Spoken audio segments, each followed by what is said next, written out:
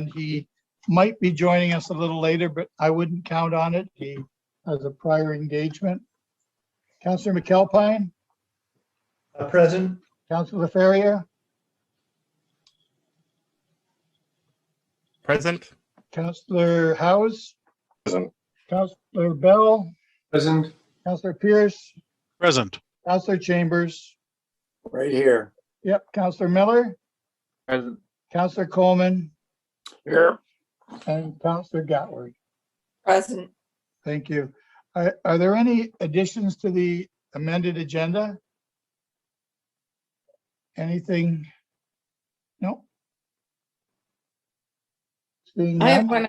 one I have one item, Mr. Mayor, under other business that I'd just like to mention quickly.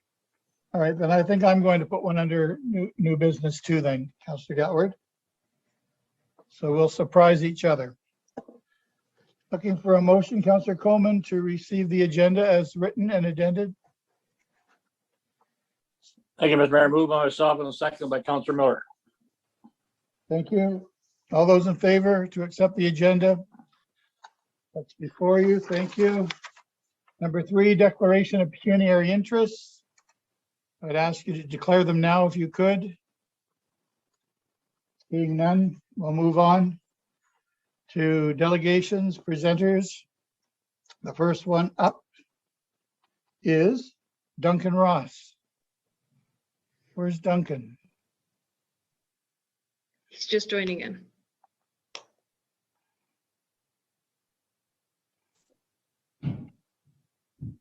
Hello. Hello, good evening.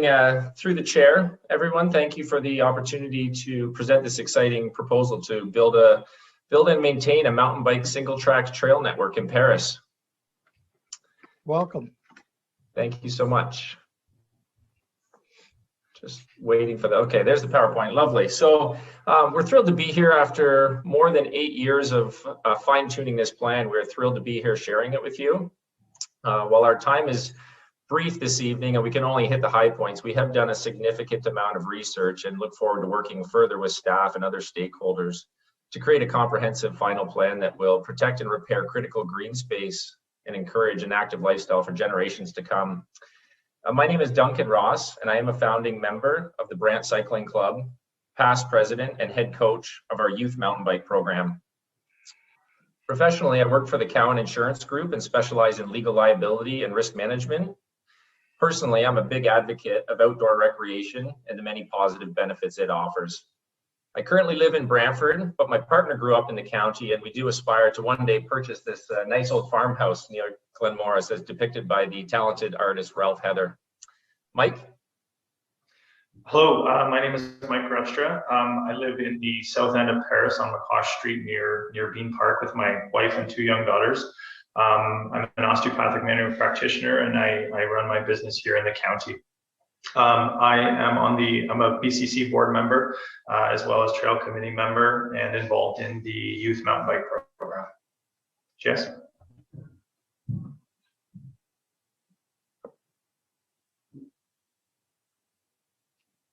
Oh, looks like possibly Jazz may have gotten booted out here. I think I'm still here. Oh, there he is. Okay. Surprise. Okay, good evening. Sorry about that. Thanks again for the opportunity to be here with you this evening. My name is J.S. Esposito.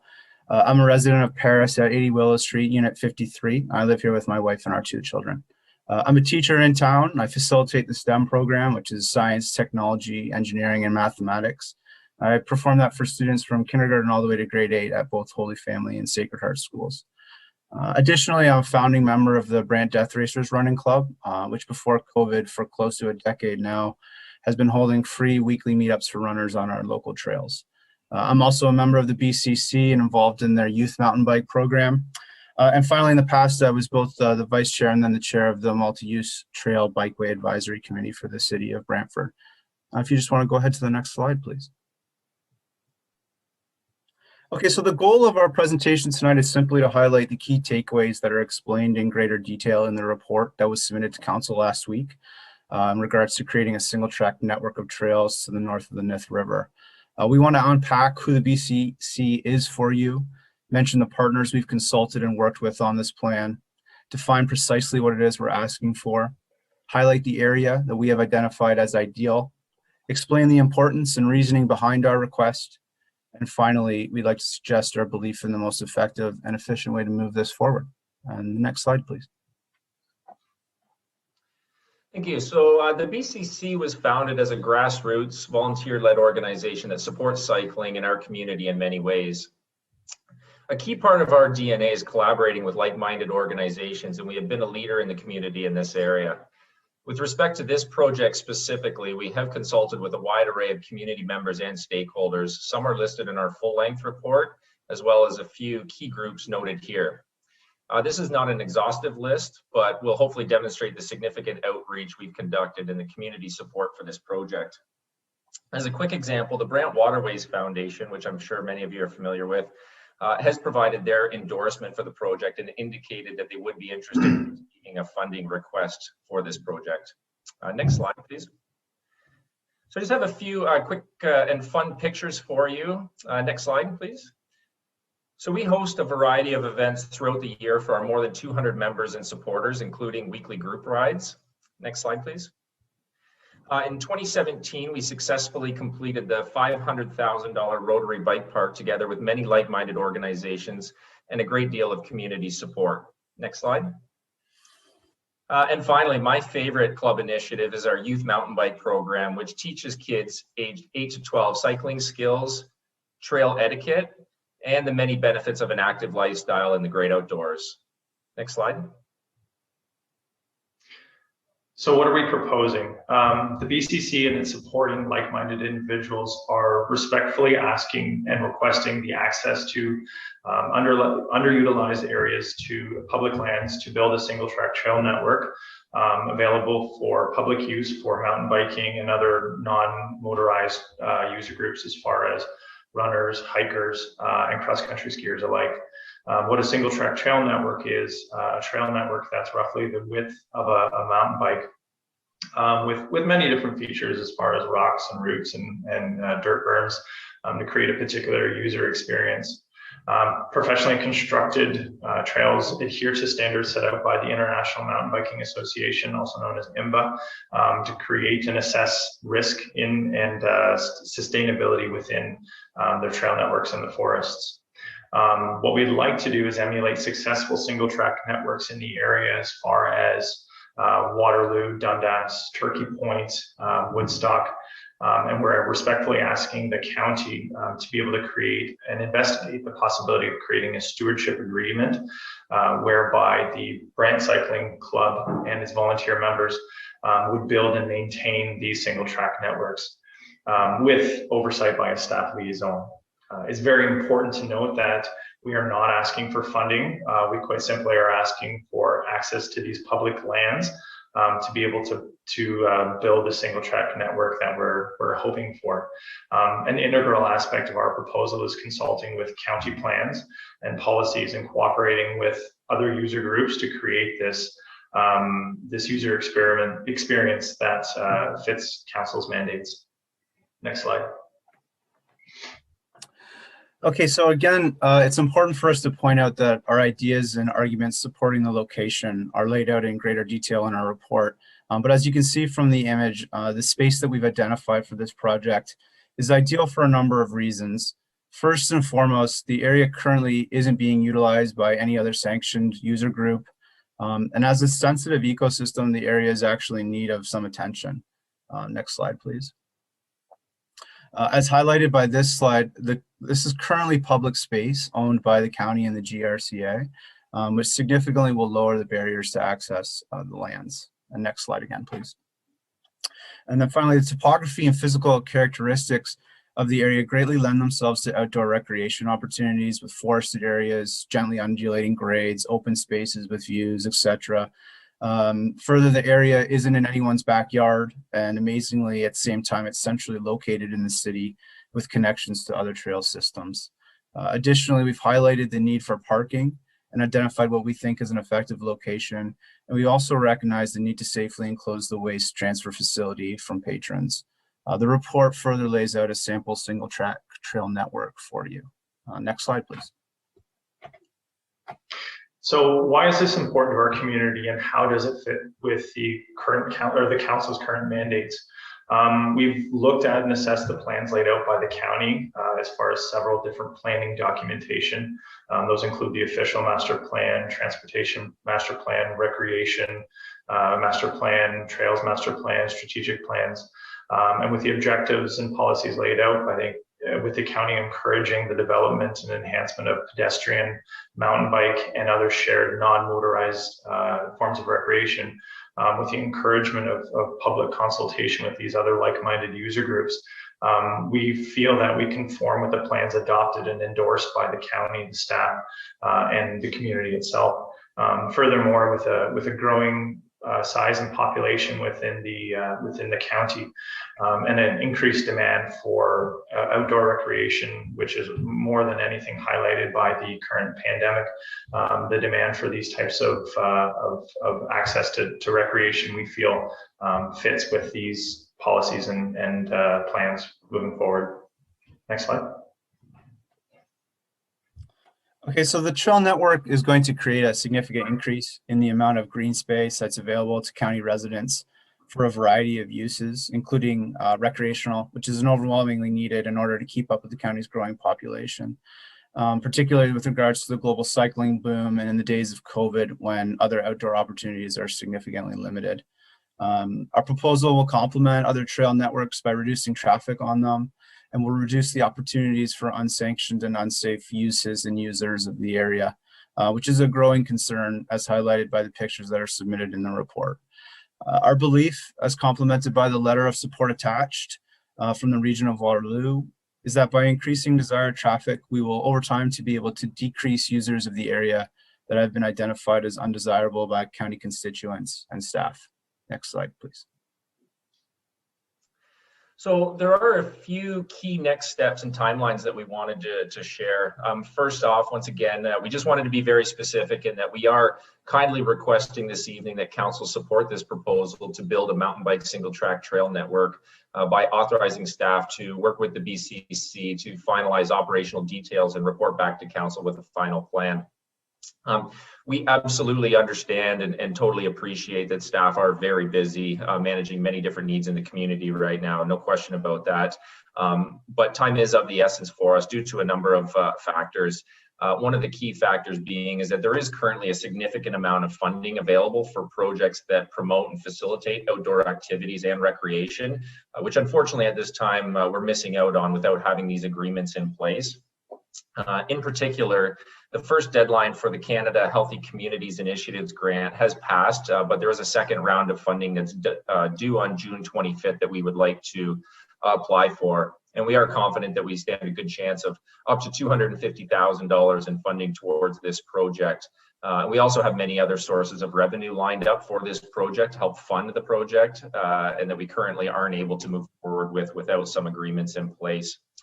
So, once we have that initial support from council, there are two major steps that need to happen for this proposal to come to life. As we see it, the county entering into a lease agreement with the GRCA for recreational use of their properties. And there is precedent of this happening in other communities, Guelph in particular, and the Guelph Off-Road Mountain Bike Association.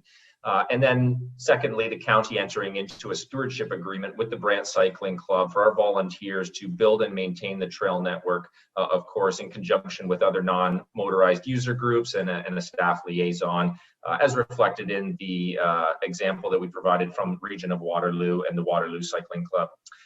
So the agreements that we're proposing, they've proven to work in other communities, such as the region of Waterloo and the Waterloo Cycling Club. Next slide, please.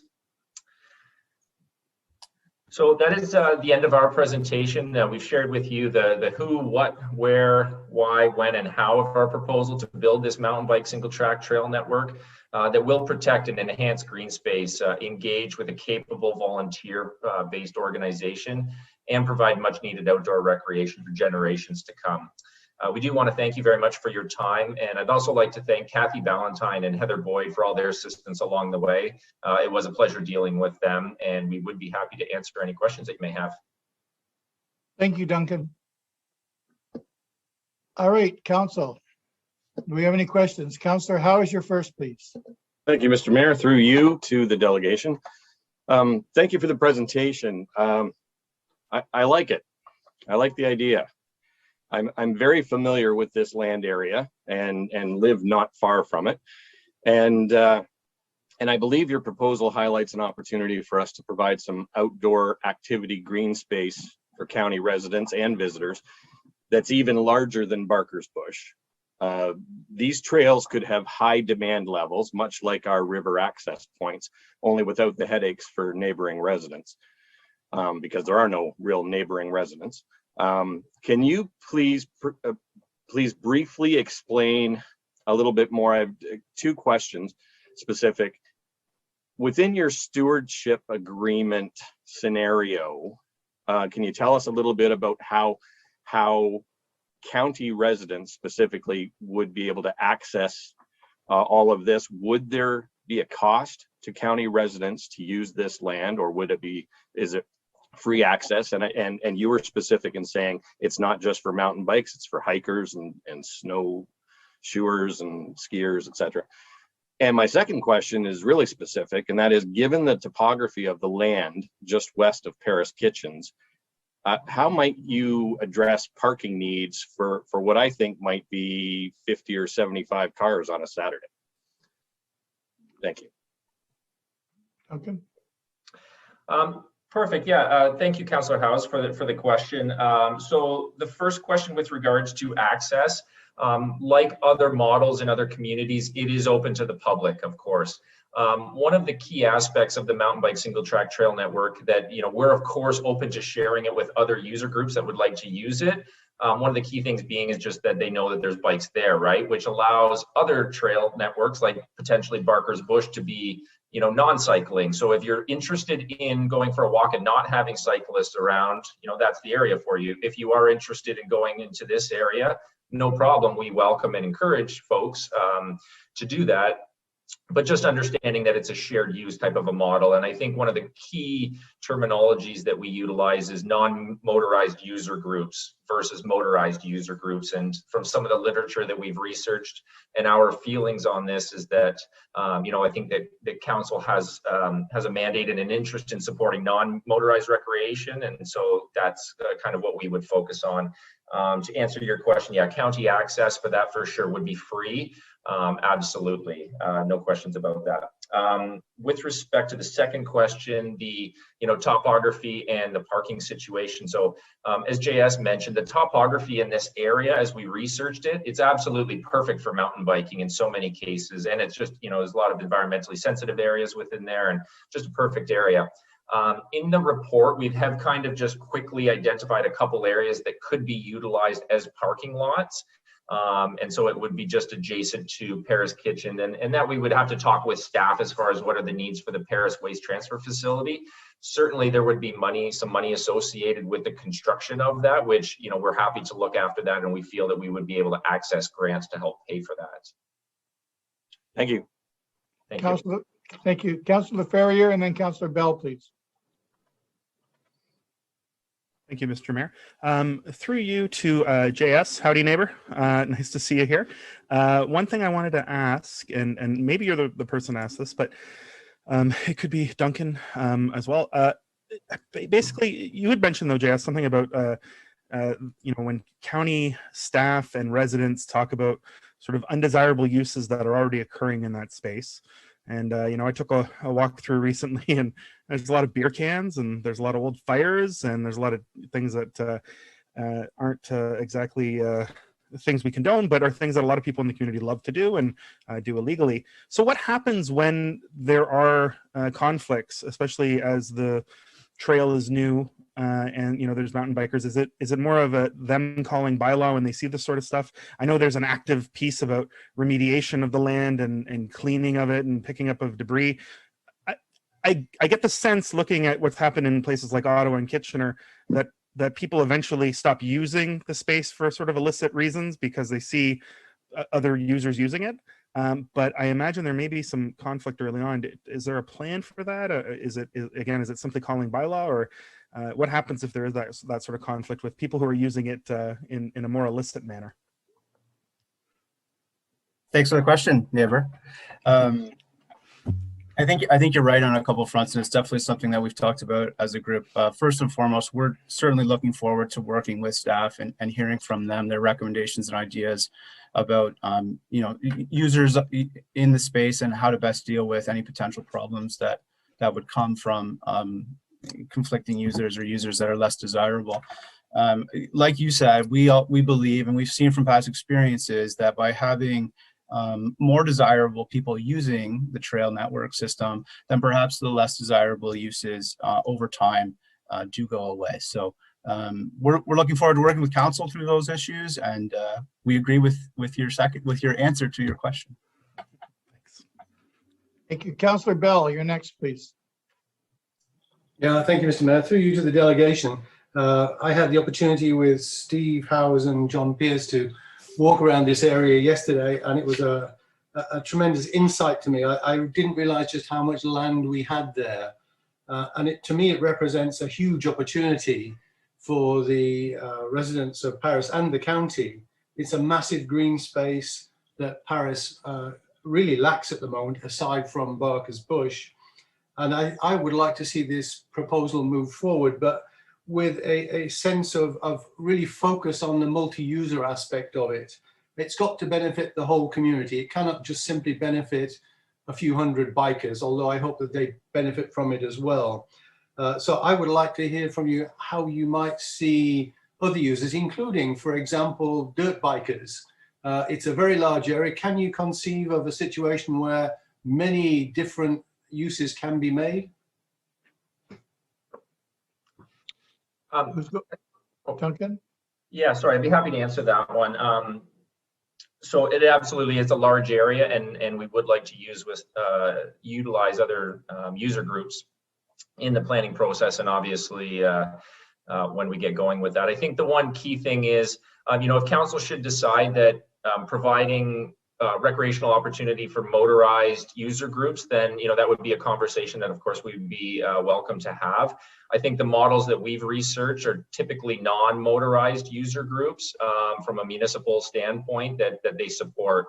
To your point specifically about other folks using it, like we've said, yeah, absolutely, we encourage that for sure. And a lot of the other trail networks, whether it be in Turkey Point, Woodstock, Waterloo, Guelph, Hamilton, all our surrounding communities, they've utilized this model. And one of the key aspects of utilizing this model is that it relieves pressure on other trail systems. So we have an extensive multi-use trail network in this area. We do have the Grand Valley Trail Association, which is a hiking path only technically, but there's absolutely zero infrastructure for mountain bikers. So with my involvement with the Brant Waterways Foundation and our recent TIRA campaign, when we were polling the community, that was one of the things that came out was, from the mountain bike crews that, there is nowhere for them to go. And so inevitably they end up in areas where, maybe they're not intended to be, which can create user conflict. And so in essence, by giving, the mountain bike user group an area where they can recreate, it takes them away from other areas, which I think is a really key point, and it has been really successful in other communities. So if I may, Mr. Mayor, just a couple of quick follow-ups. I mean, it's a massive area. So if you only had access to a part of it, would you still be comfortable with that? For sure. I mean, yeah, we definitely aren't going to turn away any opportunity to do that. I think that one of the great things about this proposal is it is an area that would be conducive to a mountain bike trail system that would be really great for everybody, right? Like this would kind of solve the problem, and understanding that there's going to be trail runners, there's going to be hikers. We've talked with the Brant Tree Coalition about planting trees, and they want to be involved. And so we do intend to see, like, we hope to see that this would be an area that would be utilized by a number of people and could even have specific infrastructure. So, we could get into the details with staff about how you could potentially have, a hiking trail through there, an exclusive hiking trail, so people can enjoy it, and the mountain bike trails kind of around it. So to answer your question, I think that yes, I mean, we'd absolutely be okay with taking what we can get. But I think that if we do narrow the scope down, it almost makes it so that it kind of defeats the purpose to a certain extent, depending on the size of it, because you do need a fairly significant area to be able to create, you know, a single track trail network that people are going to stay in and utilize and not go over to, you know, potentially Barker's Bush or the Grand Valley Trail, which is meant for hiking exclusively. Thank you. Thank you. Councillor Gatward, you're next, please. Thank you, Mr. Mayor, through you to the delegations. It sounds like a wonderful project, and the children in Mount Pleasant that wanted to start a bicycle, it was more of a stunt track. It never came to fruition, but they were raising funds for that project, and they were working with Miss Ballantyne, who you have been speaking with. So perhaps you can be made aware of that group or put in touch with them somehow to see if they'd like to join the Brant Cycling Club, because they were keenly interested in this project, and then it just fizzled, unfortunately. The last time I asked about it, Ms. Ballantyne hadn't heard from them in some time. So my other question was, so you mentioned an agreement between the county and also the GRCA. Will you, or do you plan to bring this presentation to the GRCA the end of May to ask for their blessing and using their lands? Duncan? Yes, through you, Mr. Chair. Thank you, Councillor Gatward, for the question. So we have spoke with the GRCA and their land manager to try to, you know, see what could be done. They did request that we talk to county. They would prefer to talk to the county versus talk to us specifically. So that was fair. And yes, I did speak with some board members from the GRCA, and we would be pleased to speak with them. I think that as we saw, this was probably the first step, and then we would absolutely be pleased to share this presentation with the GRCA. I would just again reiterate that there is precedent for this with the GRCA in the Guelph Lake area, where they have leased their land to the Guelph Off-Road Mountain Bike Association for trails there. And then just quickly, the comment about the kids, not sure, I think it was Mount Pleasant where they were trying to do it. We also had heard in St. George there was some interest through Kathy Ballantyne and Parks and Rec. And we did offer, we have a great deal of expertise, and we actually had some materials from the bike park project, and we did offer those up that they could be able to be utilized in sort of a community park. So, I mean, anything that we can do to help out kids and the community with cycling, we're absolutely happy to do that all times. And I would just mention too that part of, if we were able to move forward with this, we would see a little element of this as a, you know, we refer to it as a skills area, like the bike park. And really what it's meant to do is be able to learn cycling skills in a progressive manner in a safe environment that's professionally built. So it is safe, because I'm sure that we've all seen the unsafe jumps and everything else that find themselves in the woods when kids are bored. Thank you. Thank you for that answer. Councillor Pearson and Councillor Miller, please. Thank you, Mr. Mayor. Through you to the delegation there. Yes, thank you very much for this. This is an area that I grew up in myself, so I know it well. And I was on the little hike yesterday, and Councillor Howes is right. It looks the same now as it did, 30 plus years ago, which is kind of interesting. Couple questions I do have. You talk about a single bike track. Now, I would suggest that most of the topography out there is, obviously there's been quads and other sort of things out there. So what you have is open spaces where the tracks are much wider than that. How do you go, I know you talked about planting trees, but how do you go initially into making a single track out of something that is so wide? That's the first question I have. The second question, obviously along the north side where the tracks are there's going to have to be some sort of fencing or something up there. I'm just curious as to what kind of thought you guys have put into what's going to happen along, if this were to proceed, what's going to happen along that north side. And then the last question I have, you talked about the grants. The deadline is June 25th. I know with grants, and there's usually always a lot of several hours going into filling out the forms and all that kind of stuff. I'm hoping that that process has begun, and you're not waiting for an answer before you start to fill out the forms. Yeah, other than that, as I said to the fellow Paris councillors the other day, a lot of stuff that comes from council, there's always something that looks like there's a hitch in what comes to us, but I honestly can't see anything bad with this. So congrats guys on this idea, and I think it'll be good. Thank you. Councillor Miller, please. Mr. Mayor, can I get answers to those questions though? I'm sorry, Councillor Pierce. Thank you. Who's going to answer, Councillor Pierce? Mike, do you want to take the first one, and I could probably handle the second too? Yeah, and thank you so much for your questions. We do really appreciate this opportunity.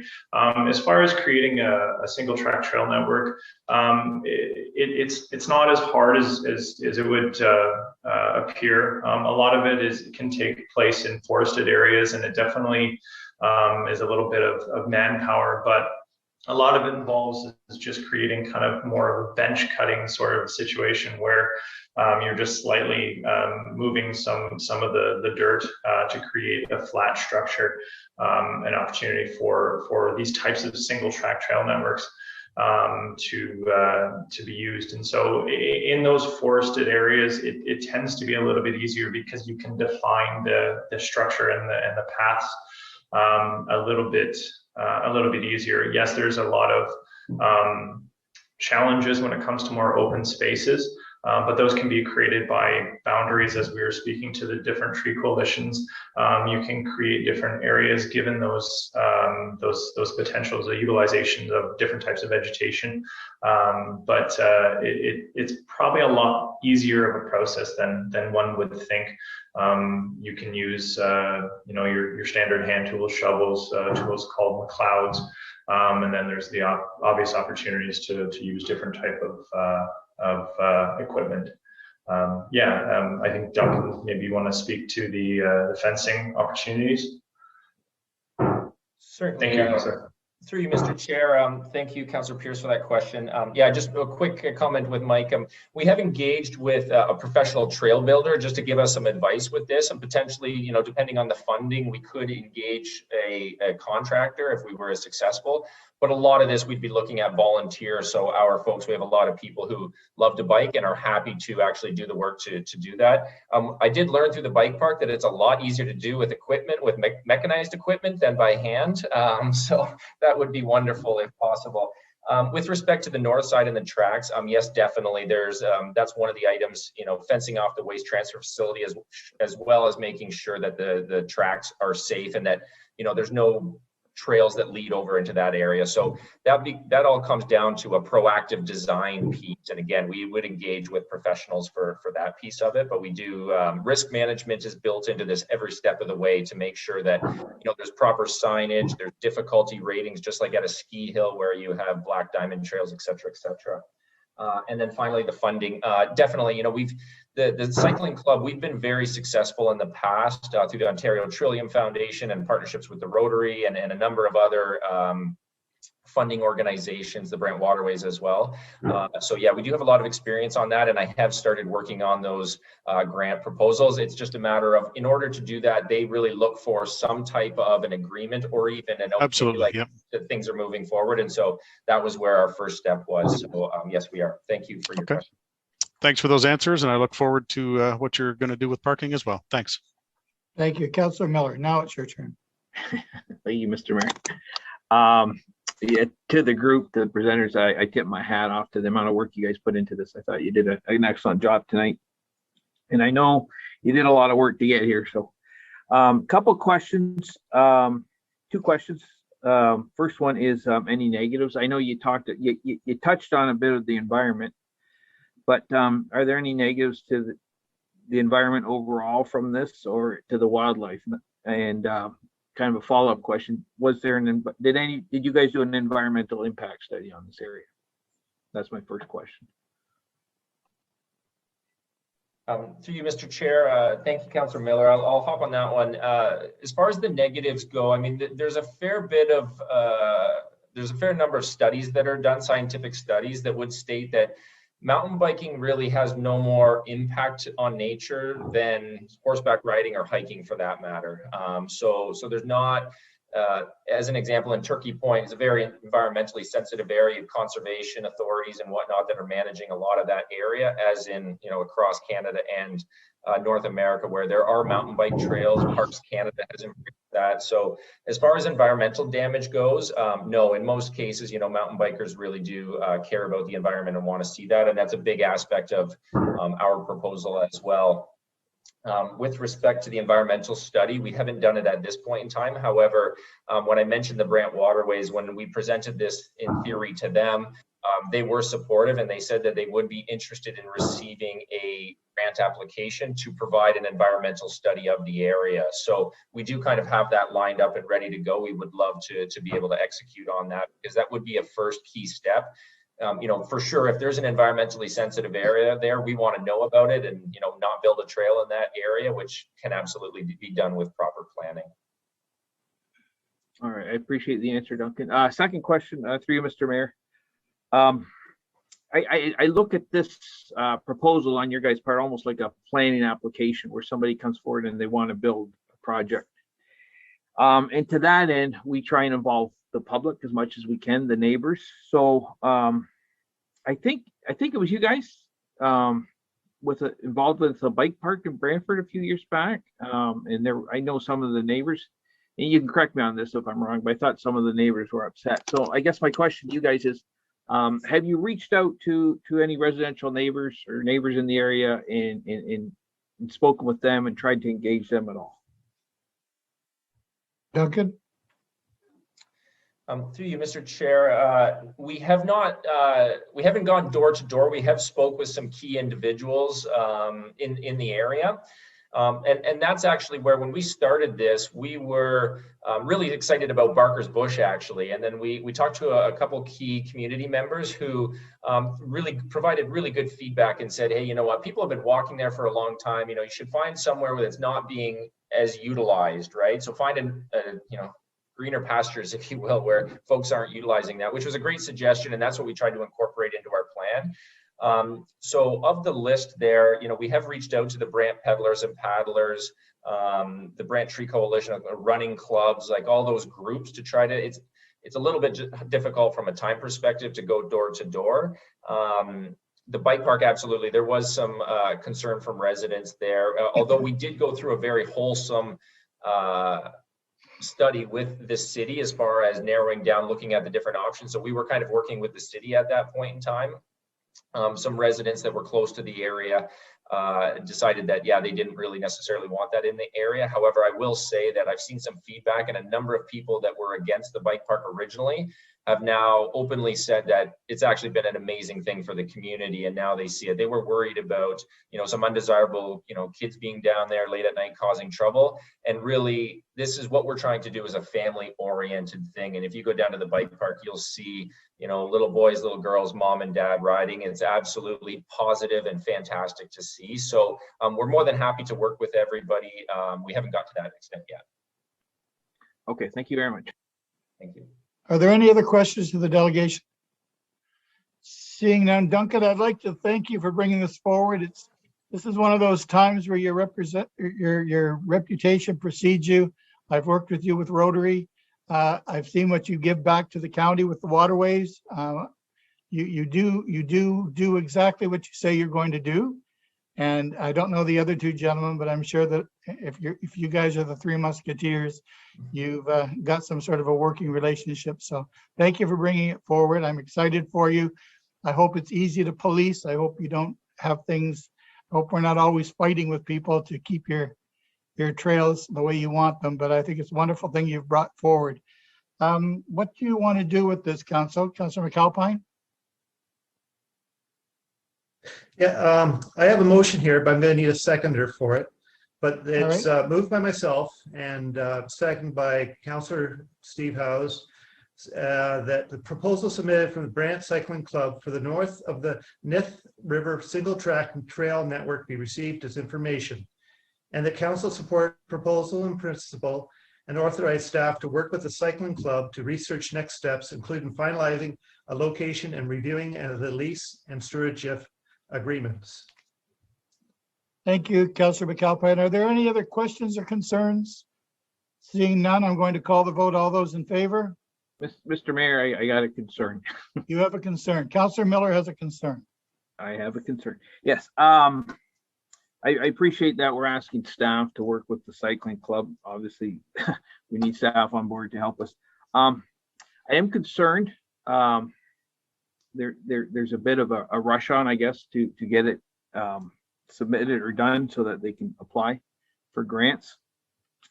I've sat around this council table long enough to know that when we rush things, we tend to do things incorrectly and it comes back to bite us.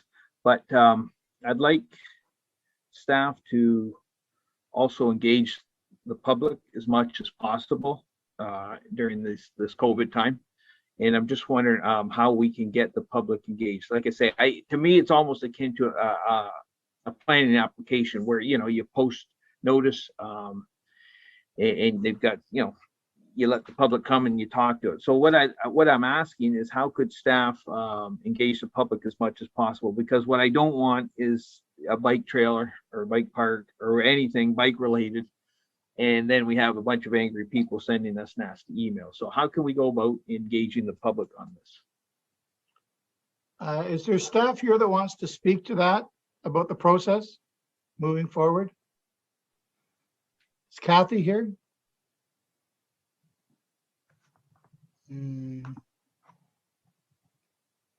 Allison's here. Hello. So, thank you through you, Mr. Mayor. We could use Engage Brant. We could create a project plan on Engage Brant if you want to do some stakeholder consultation with the community. Do we want an amendment or could we make that a friendly amendment? I'll ask the mover and the seconder then, Mr. Mayor, if we could. Can we consider that a friendly, Councillor McAlpine? Yeah. Yep, and Councillor Howes, you're okay with it too? I am okay with it. I'd like to, if I could just take 30 seconds, Mr. Mayor, to partially reassure Councillor Miller, using your analogy of the planning application. There are no houses close to this land. My parents' house is probably the house that's closest to this land and where I grew up. And you know, in the planning application, there's 150 meters or whatever. You could not drive a golf ball from anywhere in this land that's, you know, being identified and come anywhere close to hitting a house. So if that might bring you some peace of mind, although I'm not against the community engagement overall, but in terms of neighbor engagement, I don't think it's a big worry. Thank you. Councillor Leferrier, you had something to say too, and then Councillor Bell. Yeah, thank you, Mr. Mayor. Just through you, I also want to reassure Councillor Miller that, and maybe to illuminate something Duncan said earlier, my first meeting with these folks was 2+ years ago about this, and I know that they have tried to make, I know they met with Councillor McAlpine and all the Paris councillors at different times and made entreaties to us, and I'm sure other members of council as well. And they have taken feedback because there were some pretty hard, I don't think this is going to work. And let me tell you why. And you have to rethink this from the ground up. And I saw them over those 2.5 years or so, you know, come back with new ideas to get to this point. So I just want to reassure that this, what we're seeing at council, it is not the first iteration by any means. And that there has been a lot of community input that maybe isn't seen in the report, but that doesn't mean that Engage Brant's not a good idea. I think that's actually a great idea, and it's better to be careful than sorry. Thank you. Councillor Bell, you had something before we vote? Yeah, thank you. And maybe it's in the form of a friendly amendment around the number of cycles that we ask our staff to complete this work in. I know there's a deadline that the cycling club has of June, but I think if they could write words that said council is currently evaluating this opportunity, but equally we don't want to take too long. So I'm going to suggest 3 cycles to and I don't want to make a pun of this, it's totally unintended in respect of bicycling, but if we could do it in 3 cycles, I think that would be very helpful. Thank you, Councillor Bell. Yeah, and I also just want to add a little bit with everything we've got going with COVID and staffing and compromised situations, and staffing is an issue right now. Committees are an issue right now. So it may not be going as quickly as we want it to, but it's not because of the project or the intent. It's just because of the situation and the reality of life as it is today. Mr. Bradley? Thank you, Your Worship, and through you, and maybe to that point, but I think as I heard the resolution, there seemed to be agreement in principle from council, and we can work with that. We can certainly help the group apply for, like, we may not be able to get there's 2 parties, I think, to this lease that might be required. I think there's another thing that council should keep in mind. Some of that landscape is subject to an environmental compliance approval for the old Paris landfill. And that could be complex. We're not really sure about that. We've never really dealt with that before. So yeah, I just don't want council to think that we could wrap all this up in a specific time frame because there's some unknowns to this. But I think if there's agreement in principle for council that they think this is a good thing, subject to consulting with the public, subject to us working through some of the details, we can certainly work with the group, help them get grant applications, indicate letters of support for grant applications, notwithstanding some of those other steps may take a little while to do that. So I think the resolution, as I heard it, would be fine. And again, we can work with the group so that they don't miss out on grant applications. If we find out that the grant applications need leases, we can fast track that. If they don't, if they just need support in principle, a letter from the mayor and myself, we can do a lot of things to make this work and still spend our time, as Councillor Miller, to spend the appropriate time getting through the details, such as, which could be a complex environmental compliance approval that we have to have amended or something like that. So just worth thinking about those things. I think we can certainly get this done and get what everyone needs and take the appropriate time. So Thank you, Michael. Any other comments before we call the vote? Seeing none, all those in favor? Mr. Mayor, what's the resolution? Heather, do you want to read the resolution, please, with the friendly amendment for Councillor Miller? Yep, just 1 second.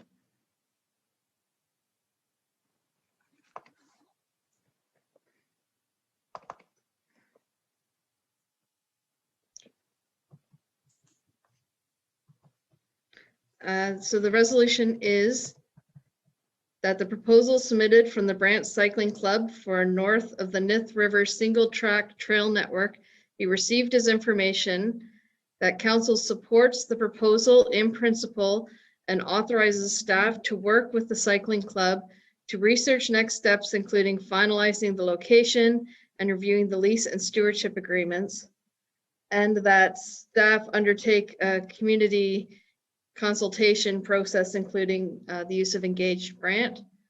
And that's what I have. I don't know that we nailed down for sure a number of cycles.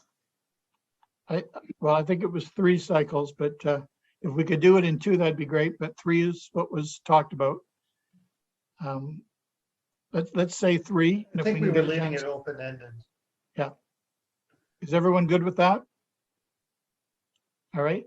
Any other questions? Councillor Miller, do you have anything else up your sleeve?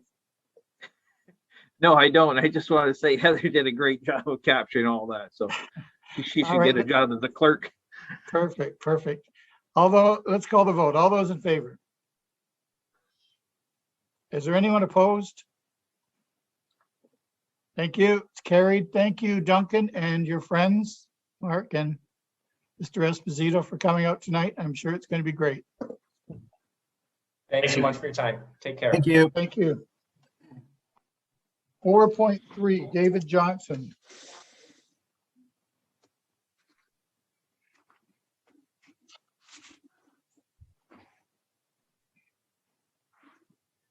Mr. Johnson. Welcome. Thank you. You're welcome. Should I proceed? Yes, please. Okay. First of all, thank you, Mr. Mayor and members of council, for allowing me the opportunity to speak to my April 12th letter and the resolution. which I hope council will ultimately support. I'm speaking on behalf of Danny Dominicus, who's a landowner over in the Canesville area that has land that's designated for employment purposes. The issue, straightforward. Hydro One has a policy of not relinquishing any easements or selling any land that they no longer use. In that regard, Mr. Dominicus's abutting property, which Hydro One owns, hasn't been used since the mid-1940s, which was before I was born, believe it or not. And speaking to that issue, I was frustrated in trying to assist Mr. Dominicus in that it was very clear that no matter what the circumstances where Hydro One would not surrender or sell any land, even if they clearly identified that they had no other use for it and couldn't think of a possible use. So likelihood of use, not there. Secondly, if Hydro One had a similar policy to most municipalities about dealing with unneeded lands, where they evaluate it, check with other government agencies, and if no one wants it, then perhaps it is claimed to be redundant and they sell it to whomever wishes to buy it on the free market system. And that would lead to a revenue stream. I'm sure that Mr. Dominicus is not the only landowner who has run into this difficulty. Thirdly, I would identify that if Hydro One was able to sell land and had a policy that allowed them to do that, that there'd be more efficient land use. As we all know, the province with their policies have limits the amount of employment land that can be designated for development or for employment use. And as such, there's an anticipation that any land designated would be used. In this instance, because of the land ownership and the reluctance of Hydro One, it's not likely that either Mr. Dominicus' property or Hydro One's property would be used. And finally,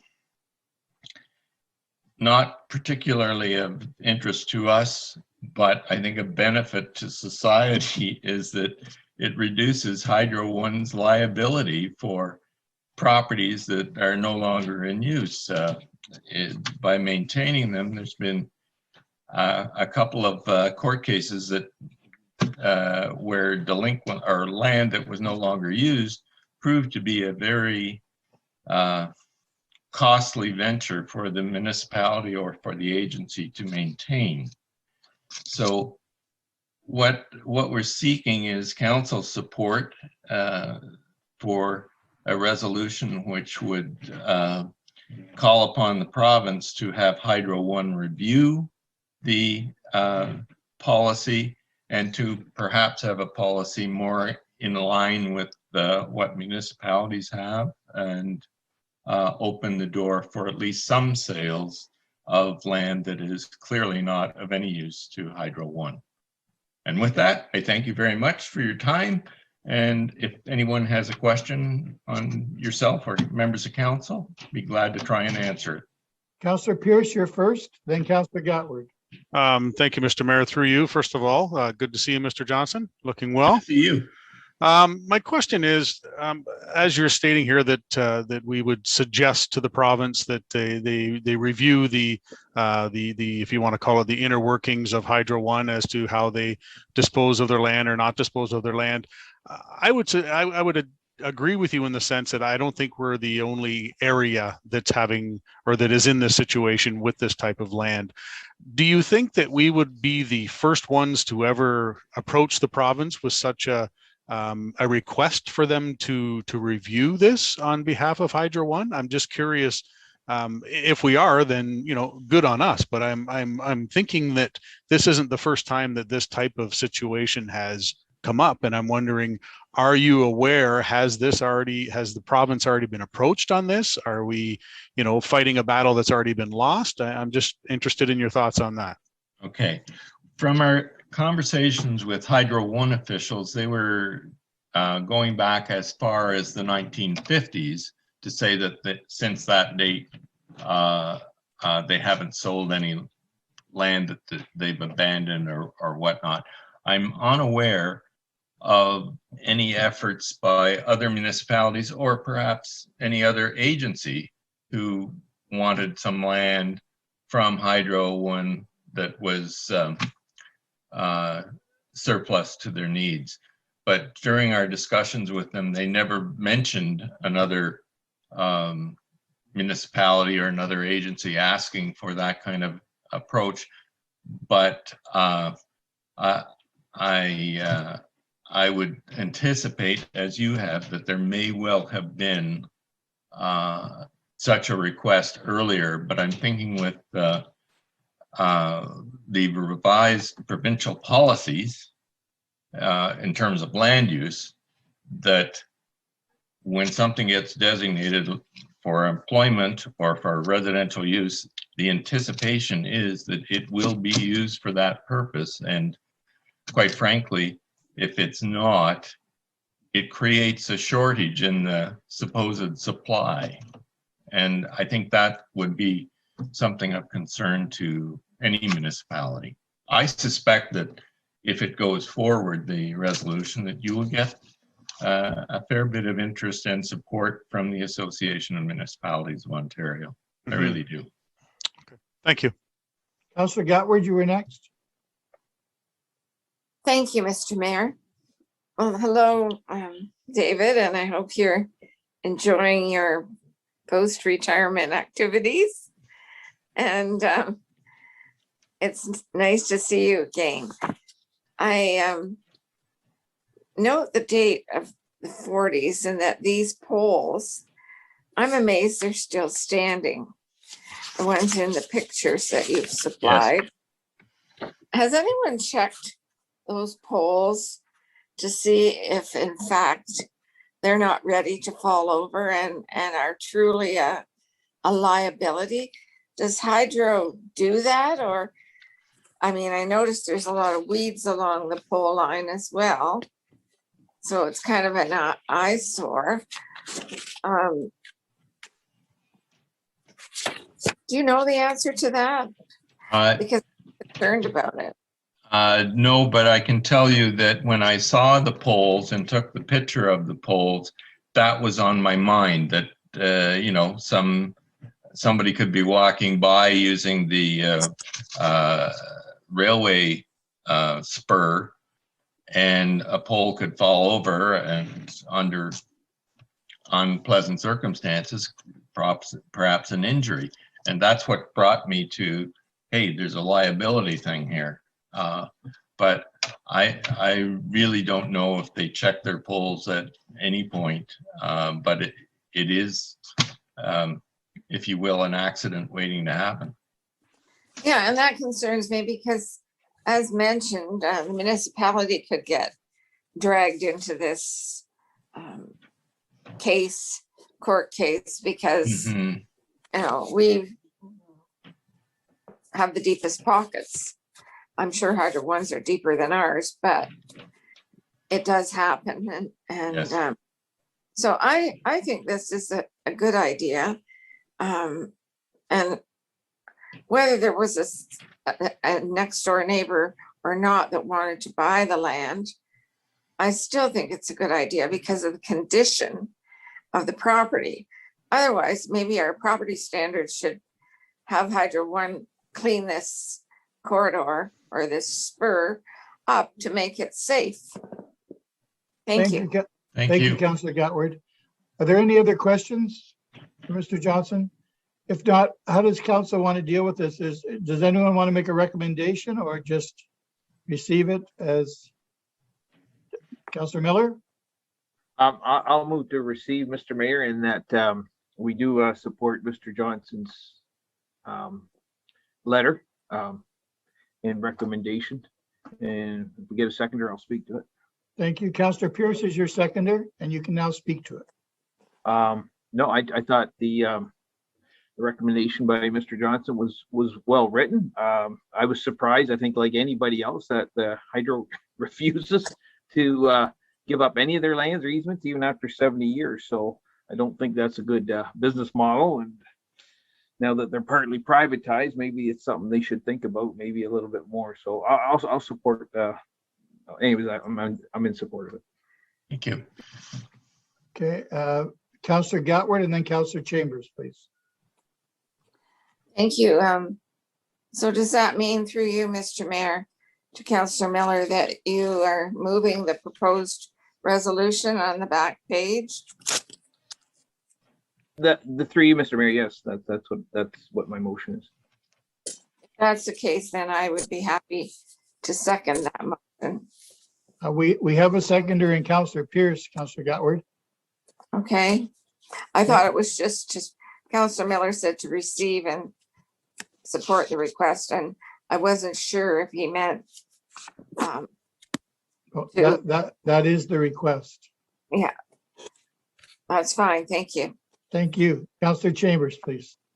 Thank you, Mr. Mayor. As part of the resolution, could I add that staff be requested to prepare a brief to be able to be presented to SCORE? I think this is an item that is right down the bailiwick of SCORE's mandate, in that we can share the information with our partner municipalities, and perhaps they can support it as well. And that may generate some additional support as the resolution makes its way through the corridors of municipal jurisdictions, eventually to Ontario Hydro. Thank you for that. I think that's a great idea, Councillor Chambers. Do you see that as a friendly amendment, Councillor Miller? Yeah, absolutely. And Councillor Pierce, you're okay with that? Yeah, thank you. It's friendly. And Councillor Bell, you want to speak to it too? And then Councillor Chambers for the second time. Yeah, thank you, Mr. Mayor. Through you to our staff, just for clarity, is this land a part of the parcel of land that we saw at last week's special council meeting, where at which point the owner was wishing to convert the land from industrial land to residential? Hello. Do you have an answer for us? Yes, through you, Mayor Bailey. I'm not 100% sure, but we can look into that and confirm. I'm pretty sure it is, Councillor Bell, Mr. D. Dominicus, but Councillor Chambers, you want to speak to it too?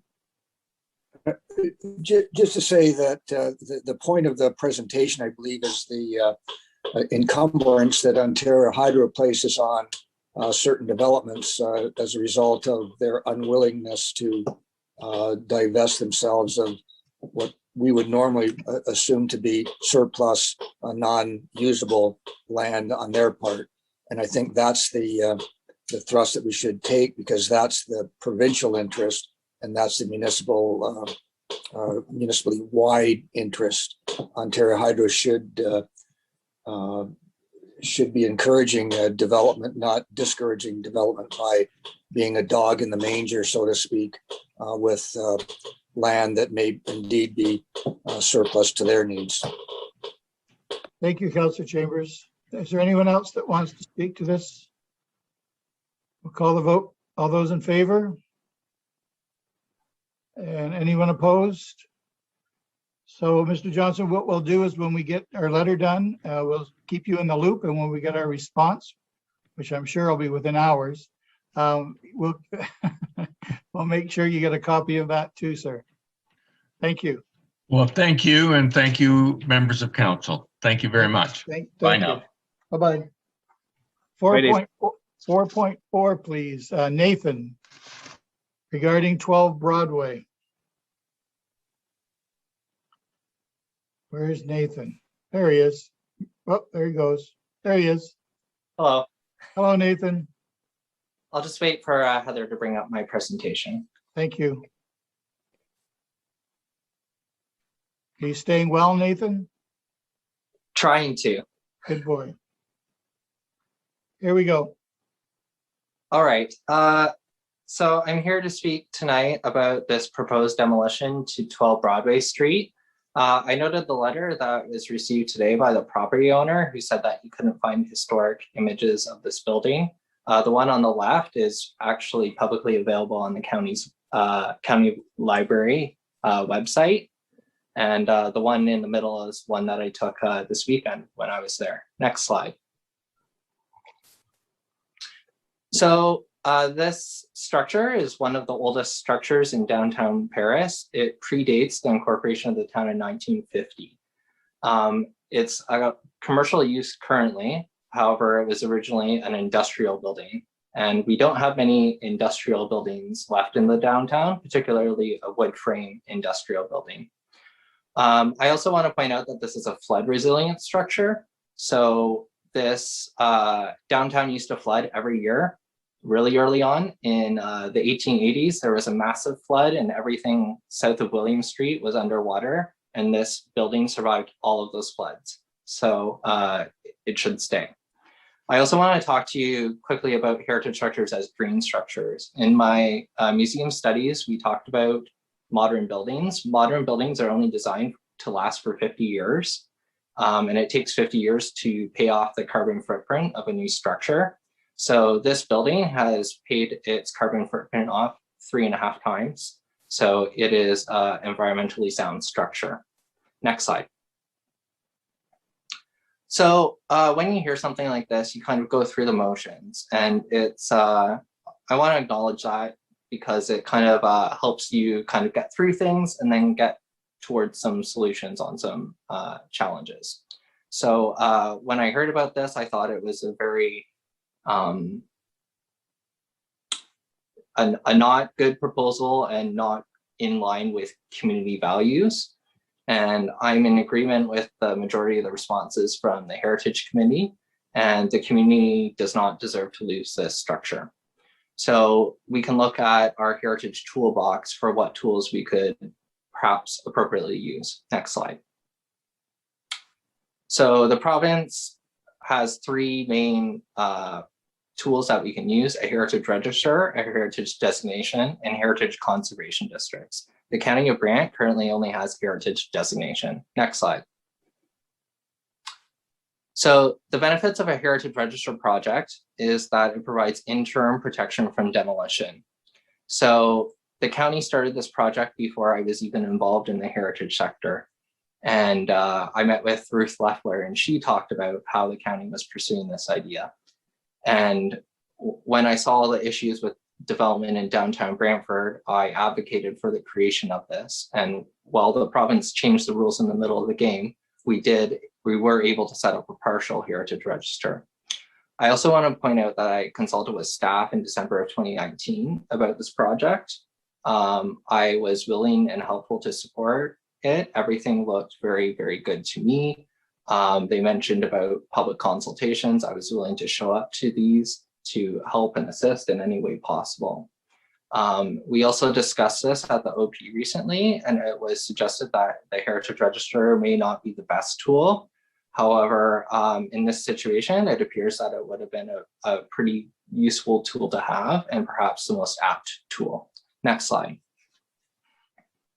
So heritage designation promotes conservation of heritage attributes. Alterations need approval to the structure, and then contrary to popular belief, it does not actually affect property values. There's studies that have been done about that, and it does not detract from development potential of a property. You can always redevelop it. You just have to get creative in the ways that you do it. And when you designate a heritage structure, you have to follow Regulation 906. Next slide. So these are the 9 criteria that are mentioned in Regulation 906. So in my opinion, the structure meets several of those criteria. You only really have to meet one of those in order for a structure to become designated. Next. heritage conservation districts, I also spoke about this with former Mayor Eddie a while ago and mentioned how we lack heritage conservation districts in the county of Brant. I particularly highlighted the need for them in Paris, as there are several areas that have the potential for heritage conservation districts. And as downtown Paris is the most prone for redevelopment pressures, it highlights a high need for this to happen and have design guidelines. It is in our capital plan for 5 years down the road, which is a little far away. It's $150,000 that's been allocated for that, I believe. And you can see the number of heritage conservation districts that I believe should get established. And I think we may be underestimating the amount for that project. Next slide. So I also searched demolition. This comes from the ministry's own website. And when it talks, it's a guideline for common people about the building permit process. And when it comes to demolition, it mentions about when a historic building get demolished, there may be some negotiations over how the characteristic of the building can be preserved. So this also seems like it may be something appropriate to consider at least. Next slide. So I'm in agreement with the Heritage Committee that this situation shouldn't have gotten to this point. From my experience in Brantford, this always ends up being bad for the property owner, for the council, for the Heritage Committee, and for the community. And in terms of who ends up usually paying the price for this, it's usually the Heritage Committee that ends up paying the price. The building has cultural heritage value and it should not be demolished. And I hope tonight I've been able to highlight for you how some of our current systems are not adequate. And I know it's difficult in the list of priorities when you have things like the ambulance and the fire service that need really things, but it kind of pushes heritage down to the bottom sometimes. And when you constantly push these things down to the bottom, these gaps form in our system. And then we have situations like this that kind of come before us and they don't end up well. The other comment that I kind of want to leave you with is to start thinking about heritage as different things. We like to bucket things into certain portions or parcels. And when you do that, you're really doing heritage a disservice because when it's in the planning bucket, it only thinks about planning and the economic development piece doesn't happen. So we need to think about it more holistically and think about heritage as both economic development and planning. And with remaining time, I'll be happy to answer any questions. Thank you, Nathan. Who has the first question for Nathan? It looks like Mark does. Thank you, Mr. Mayor. And when you called him a good boy, I think Nathan's about my age. So one of the things I want to ask Nathan, and this has never come directly to council, but I've talked to people who've been on the Heritage Committee in the past, and I've talked to people who are on it currently, and I always get a slightly different answer. And maybe you could take a stab at this, but I would be very comfortable voting for a heritage conservation district, especially in downtown Paris and in other areas of the county. But during my time on council, we've never received a request for that recommendation from the Heritage Committee on that. And I know the last couple of months, and the Heritage Committee has been on pause because of COVID. But is there a particular reason why, at least during this term, we've not received a recommendation from a Heritage Committee to that point? And if so, maybe to me, that process of it coming from the community makes a lot of sense. And then that debate and discussion can happen over the proper cycles of committee to council, et cetera. Is that something that maybe makes sense to your reading too?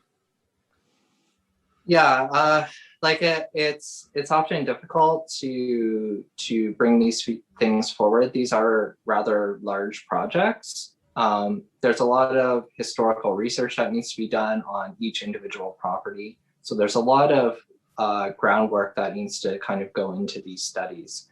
However, this does kind of present an opportunity right now, especially if we're thinking about this down the road, we can start doing a bunch of that research and have it already compiled, so that when we go out to a consultant, we can say, here's a whole bunch of stuff that kind of helps and assists you along with that project. And then it should hopefully as well decrease the cost to the county for that project, and and help things out that way. Which through you, Mr. Mayor, was sort of the process for E-Ride initially, which is now Brant Transit, is that a community user group did a lot of the research and handed it off to the county. And I want to I know you're also on the library board, because we're both on the library board. So I want to ask you, if we were to do something like a heritage conservation district, would that impede the ability to do something like tear down the OPP station that's no longer functional? And I know the answer to this, I think, but I'd like to hear it from you and with your expertise attached. Yeah. So the benefit, especially of having a heritage conservation district downtown, is you can include design guidelines. And when we build the library downtown, those design guidelines can be followed, right? So it makes sure that our landscape is cohesive, so that we don't have buildings like the Rexall and the Bank of Montreal that really don't fit in with the landscape of Grand River Street downtown, right? And I was actually surprised when I walked past the New Royal the other day, and it wasn't the worst building, I didn't think. I thought it was gonna look really like a sore thumb, and it wasn't as bad as I was expecting it to be. So. Thank you, Nathan.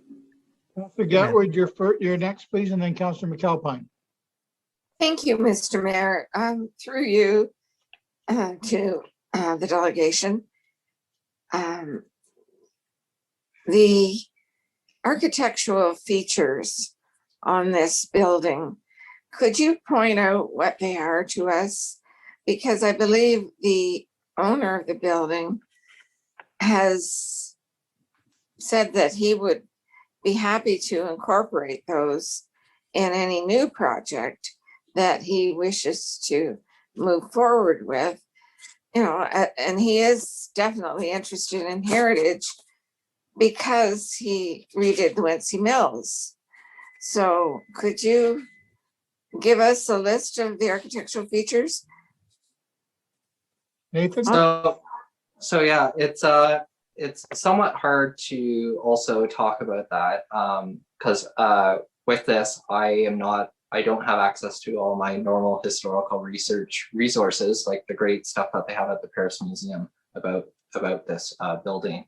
And Steve Pinkett is much more prone to, or much more informed than I am about all of those things. The things that I know about it, like the building's obviously been reclad, and a lot of the pictures of the building are taken from the lookout. So you see the side of the building and you never see the front of the building. So like more research and study has to be done on that in order to find out if specific features exist. I will say that on the upper second story, you can see there's two kind of windows there, and at least one of those is original. It's in the original spot. The other one might have shifted over slightly, but yeah, more study a little bit on that. Right, and I never, looked at the Cedar House, to be quite frank, as a heritage building. It looks like an ordinary building to me because I don't see any parapets or special designs or, so that's why I asked you that question. Thank you for your answer. The outside of the building sometimes doesn't look old, but when you peel back layers, there's like layers of old things in behind it. And the structure itself, the original structure, like I said, it's pre-1850. So it's nearly or perhaps over 175 years old. And it's the structure that's important. Thank you. Councillor McAlpine, then Councillor Pierce. So I think we're going to be discussing this a little bit further on when we come to some of the other letters from the county, but I just wanted to touch on a few things. The building actually goes back to the 1830s. And so Steve Pinkett's been doing a little bit of research on it. And sometimes it's not only the all the little extras of the building that you look for, but it's also the streetscape and how it all blends in and adds to the cobblestones and how it complements, say, the church on the corner. And when you start taking away buildings like this, then it definitely takes away from the downtown core is functional as a historic district. So now my understanding is that the current owner, and Allison will be able to confirm this, I'm hoping, that they have going to give us some time to sort of research this fuller and do a little more in-depth. The challenge right now is the archives are closed, so that's hoping we can get access to that. And I think Steve will have some comments as well on that a little further. We're definitely looking at ways we can repurpose and reuse buildings. And this is a perfect example. For majority of its life, it's actually, as far as I understand, been a personal home. So when you go back to when it was originally built, it would probably be one of the better quality built houses in the community. And that's one of the reasons why it survived so long. And then it's right up to when it became the Spruce Goose and John Pierce's family that took a lot of time restoring the building and reusing, repurposing it into a restaurant in the last 30 years. So I think it looks like we're going to be able to buy some time to do a little bit more research and then hopefully repurpose this building in the future. So, and then regarding the Heritage District, there is some funding set aside in the budget for next year to start some of those initial reports. So hopefully we'll be able to move that forward a little faster. And along with their Heritage Registry, which was close to being completed, and then the provincial government made a bunch of changes. And so then they were slowly working through those changes. And then, of course, COVID hit. So, yeah. So that's my comments for this right now. Thank you, Councilor McAlpine. Councilor Pierce, you're next, please. Thank you, Mr. Mayor. Yeah, through you. Yeah, I do have a lot of history with this building. My family bought it in 1985 and pretty much, well, completely gutted it out, as Steve Pickett would know, because he was involved with a lot of it with my dad in those years that it was being redone. What I'm trying to understand here is, and don't get me wrong, I appreciate the heritage we have in the entire county and Paris specific. There's a ton of it, which we should be very thankful for, and I'm not saying that we're not. But what I'm trying to understand here is the reality of this building is the fact that the only thing that is left on it that's original would be probably 3 or 4 beams that are on the outside of the foundation, because there was a complete steel structure put on the inside. So I'm trying to understand if in fact it would still be classified as heritage when there's been that much change to it, because I know once it has a heritage designation, there's only certain things you can do and that sort of thing. For example, a lot of people probably don't know that there actually used to be a porch out on the front of that. And I'm not sure if folks can see that or not, but there's a picture of the Spruce Goose of 12 Broadway with the porch out front. That was in 1944 that picture was taken, but that porch is long gone. So again, and I'm not opposed to this, but what I'm trying to understand here is, in my mind, for a building to be deemed heritage, it needs to be the original structure with the original, most of it being the original from the early 1800s and that, which this building is not. So again, I just there's a lot of history to it. I get that. It's one of the oldest buildings downtown, and I get that as well. But what was there is no longer. So I'm just trying to get that point across, and what specifically makes a building heritage. Nathan? Thank you. Yeah, so going back to like Regulation 906, that speaks to that a lot. One of the criteria is that building is historically and functionally linked to its surroundings, right? So it was a mill, although it didn't operate or generate power from the mill race that ran right next to it, but it was a mill. So it is historically linked in that respect, and that as well could act as criteria for designation. The frame of the building, right? It's a rare The first criteria is it's a rare or early form of a structure. So that as well could classify in that regulation 906. And then another thing is it's a landmark. So if it's and landmark is kind of a broad term, but I would consider it a landmark of the downtown. So there's multiple things that you have to consider in that as well. Building can also be designated for its cultural value. So Walter Gretzky's house, where Wayne grew up and skated in, is designated for that purpose because it's just associated with Wayne Gretzky. So it has nothing to do with the structure whatsoever, but it's designated on the place. And it's really about the sense of place, which is what creates a community. Okay, thank you. Councillor McAlpine, you wanted to speak again? Well, I was just going to add that that's part of the purpose of the Heritage Registry, is that the Heritage Registry is sort of a broad category of buildings that say fit a certain criteria. They may be a certain age or older, or as Nathan was suggesting, it's connection with a person or place or thing. And so by having that heritage registry, that gives us an opportunity to actually explore a little more in depth on some of these buildings that come up where we haven't had that opportunity to look at. And so this would be a perfect case in point where we may end up looking at it, and after everything's said and done, say that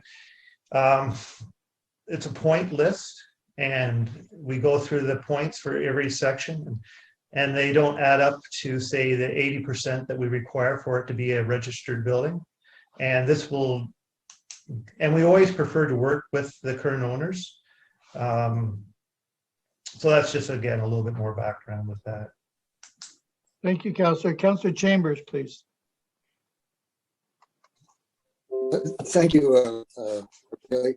I just wondering if Nathan would comment on a philosophical thing whereby the owner of the property has certain property rights by virtue of he or she owns the property. And then a public entity comes along and places regulations on a property that they don't own and have invested nothing in. How do you reconcile that? And this is the age-old argument I think that Nathan is well versed in. Yeah. So part of that goes to another tool that we could use, and that would be a tool generated by the municipality, which would be a heritage grant program.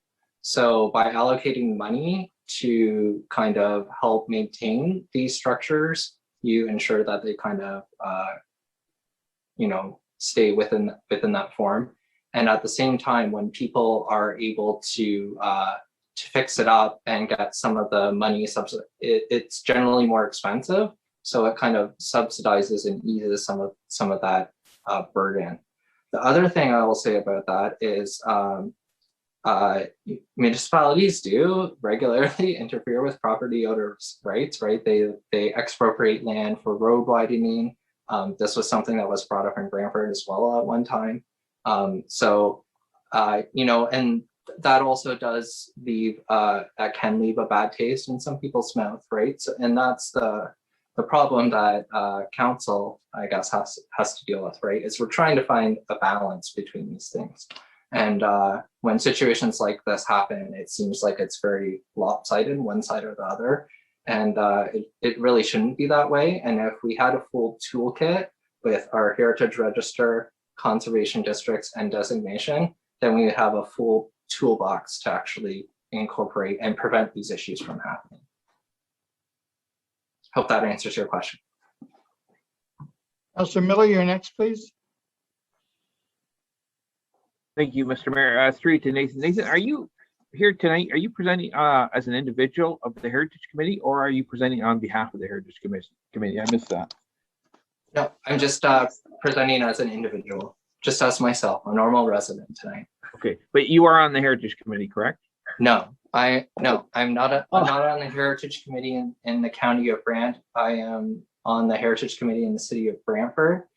As part of my work, I'm a representative appointed to that committee as part of the Brant Museum and Galleries Association. Okay. Well, I think you should be part of our committee. You seem very knowledgeable of it. And you probably read the letters from the Heritage Committee. They come up later in our package 10.1. And I read them and I was impressed with the quality of the letters. I think we got some good people on there. And I'll go back to something actually Councilor Ferry brought up. And I had read a note while you were talking, Nathan, about the Heritage Conservation District. And I'm very supportive of that. I know this council, I mean, we seem kind of stuffy sometimes, but I mean, this was the county that supported, acquiring the old Paris Town Hall, now the Lockett Center. But the idea of a heritage conservation district, not just one building or this building, but you go, I used to love to travel, and any town we would go to, we would always do those historical walks. So you go to Annapolis Valley, they have the Ghost Walk. You go to Charlottetown, PEI, home of Confederation, just great tours. Been to Boston, Salem, Plymouth Rock, Charleston, South Carolina. And then if you go to almost any city in Europe, it's the same thing. You got these walking tours of these old historic areas. So again, it's not really a question, but it's more of a comment. It's just something I think I would love to see come out of the Heritage Committee. I guess this is more of a comment for John McAlpine. Something to come out of that Heritage Committee, maybe some thoughts about the Heritage Conservation District, because yeah, it's going back to something Nathan did say. It's not just planning, but it's economic, and there's a tourism. There's a lot going on there. So we shouldn't just silo it. We need to take a broader picture, but it's a lot of work. So I'll leave it at that. Thank you, Councillor Miller. Councillor Gatward? Thank you, Mr. Mayor. Just one quick question. I know through you, Mr. Mayor, that our Heritage Committee was working on a heritage inventory. Is that the same as what you're referring to now? Is they've just So the heritage, you're referring to a heritage inventory, that's what I would call a heritage register. In Brantford, we had something that was called a heritage inventory, and it did not meet the legal requirements of a heritage register.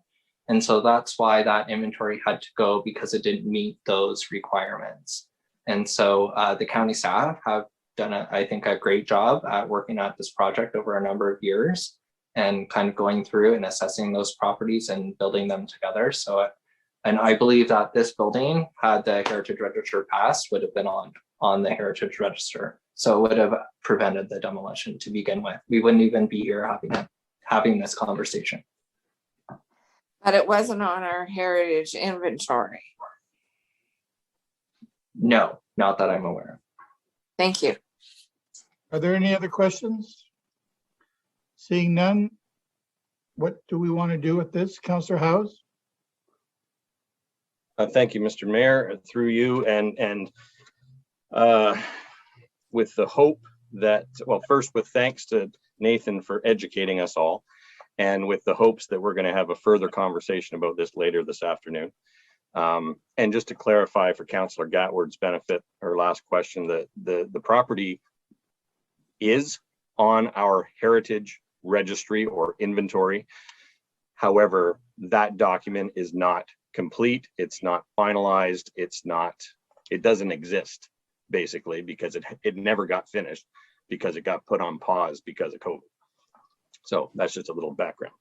Anyway, moved by myself and seconded by Councillor McAlpine that the presentation from Nathan Etherington regarding the proposed demolition of 12 Broadway Street West be received as information and referred for consideration as part of correspondence from item 11.1.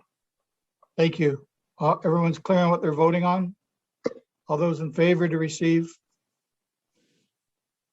Anyone opposed? Thank you, Nathan. Thank you. Stay well, stay safe. Moving on the agenda to 4.5, please, Mike Morrison.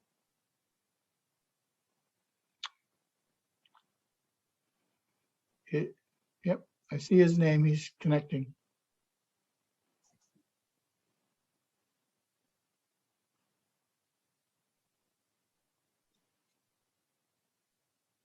Morrison? Yes, hello? Hello, Hi, can you hear me now? we can. Okay, sorry about that. I just walked away for a second. I've been waiting for an hour and a half. My apologies. Okay, no, you're on. Okay, sorry, I just caught off guard here. What do I just basically state what I was thinking and that's pretty much Yeah, it? just let us know what you want us to hear. Oh, okay. The bottom line is I'm a retired engineer and I've worked for many military and government contractors for the States and for Canada. So I've kind of got an inside look at how some of this stuff gets handled. Safety, I mean, I don't have an issue with safety. Nobody does. But the thing of it is that when you start dealing with a corporation that's going to be overseeing this type of work, it usually just ends up being a cash cow and a license for them to print money. And then eventually what happens is they come back to you and, oh, well, we have to do this expense. We have this expense. Well, we have to do this. We have to do that. We have to increase our profit margins. And it just becomes more and more and more and more. And then the original concept of, okay, safety, control things, it goes completely out the window and completely forgotten.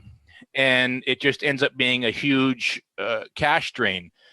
And a good example of this is look at the 407. That was built by the government and then it was sold off. They realized they made a mistake and now they're building all the 400 toll roads and they're keeping them themselves now because they realized it was a cash cow that they screwed up. You know, whenever private corporations get involved with the municipal business, it always just seems to go sideways and it just seems to be a license for them to print money. And they just keep coming back to the city council or whatever council it is with their handout saying more and more and more. And it just seems to be a broken track record. You know, I mean, they said they wanted to be a nonprofit for the county. Sure, if it's a nonprofit, fantastic. I mean, if you want it to be safety, I mean, make it high visibility, make it reflective, make it yellow. I mean, if somebody drives past it and it's yellow and it's all marked up, they deserve to get the ticket. But handle it yourself. Don't start giving it to corporations where it gets ugly. Another great example is the IM parking lots with hospitals, train stations. You know, parking was affordable, it was decent. IM corporations get in there, and then you've all seen the stories where they're trying to increase profits. They're putting pressure on employees to, hand out penalties, hand out, parking tickets. It's just, you let them in the door and it just never ends. I've seen it firsthand. I've been a part of it. I haven't been the person making the rules and pulling the strings, but I was the first person one level behind, and I'd watch it firsthand where these people get a hold of the door being open and it just gets ugly fast. I mean, I remember seeing a bill handed out for a CYA where for 30 seconds worth of work, the township, or not a township, but the client got billed $50,000 for a 30-second mistake because they could. But that's the mindset that these corporations end up taking. And that's my fear. And then once that happens, it just gets out of hand.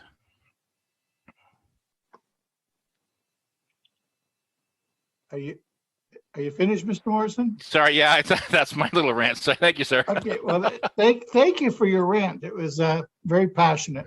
And does anyone have a question or wants to speak to Mr. Morrison? Seeing none, thank you for coming out and speaking to us tonight. I need, how do you want to deal with this? I need someone to, Councillor Laferriere, seconded by Councillor Pierce. Motion to receive. Councillor Pierce, all those in favor to receive? Opposed? Thank you, Mr. Morrison. Thank you.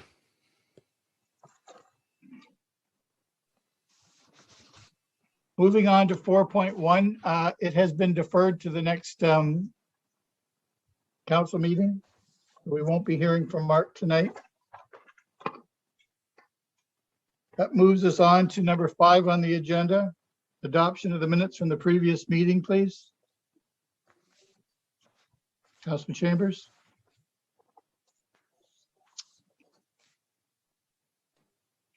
Thank you, Mr. Mayor. Both minutes are moved by myself and seconded by Councillor Laferriere for adoption. Those are the minutes of March the 23rd and the 31st. Are there any questions about any of those minutes? Seeing none, call the vote. All those in favor to receive the minutes, please. Both sets. Thank you. Anyone opposed to that? Seeing none, is there any business arising from either sets of minutes?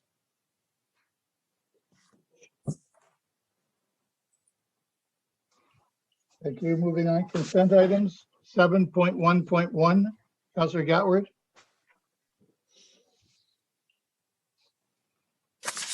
Thank you, Mr. Mayor. I just have to grab the resolution. It flew away.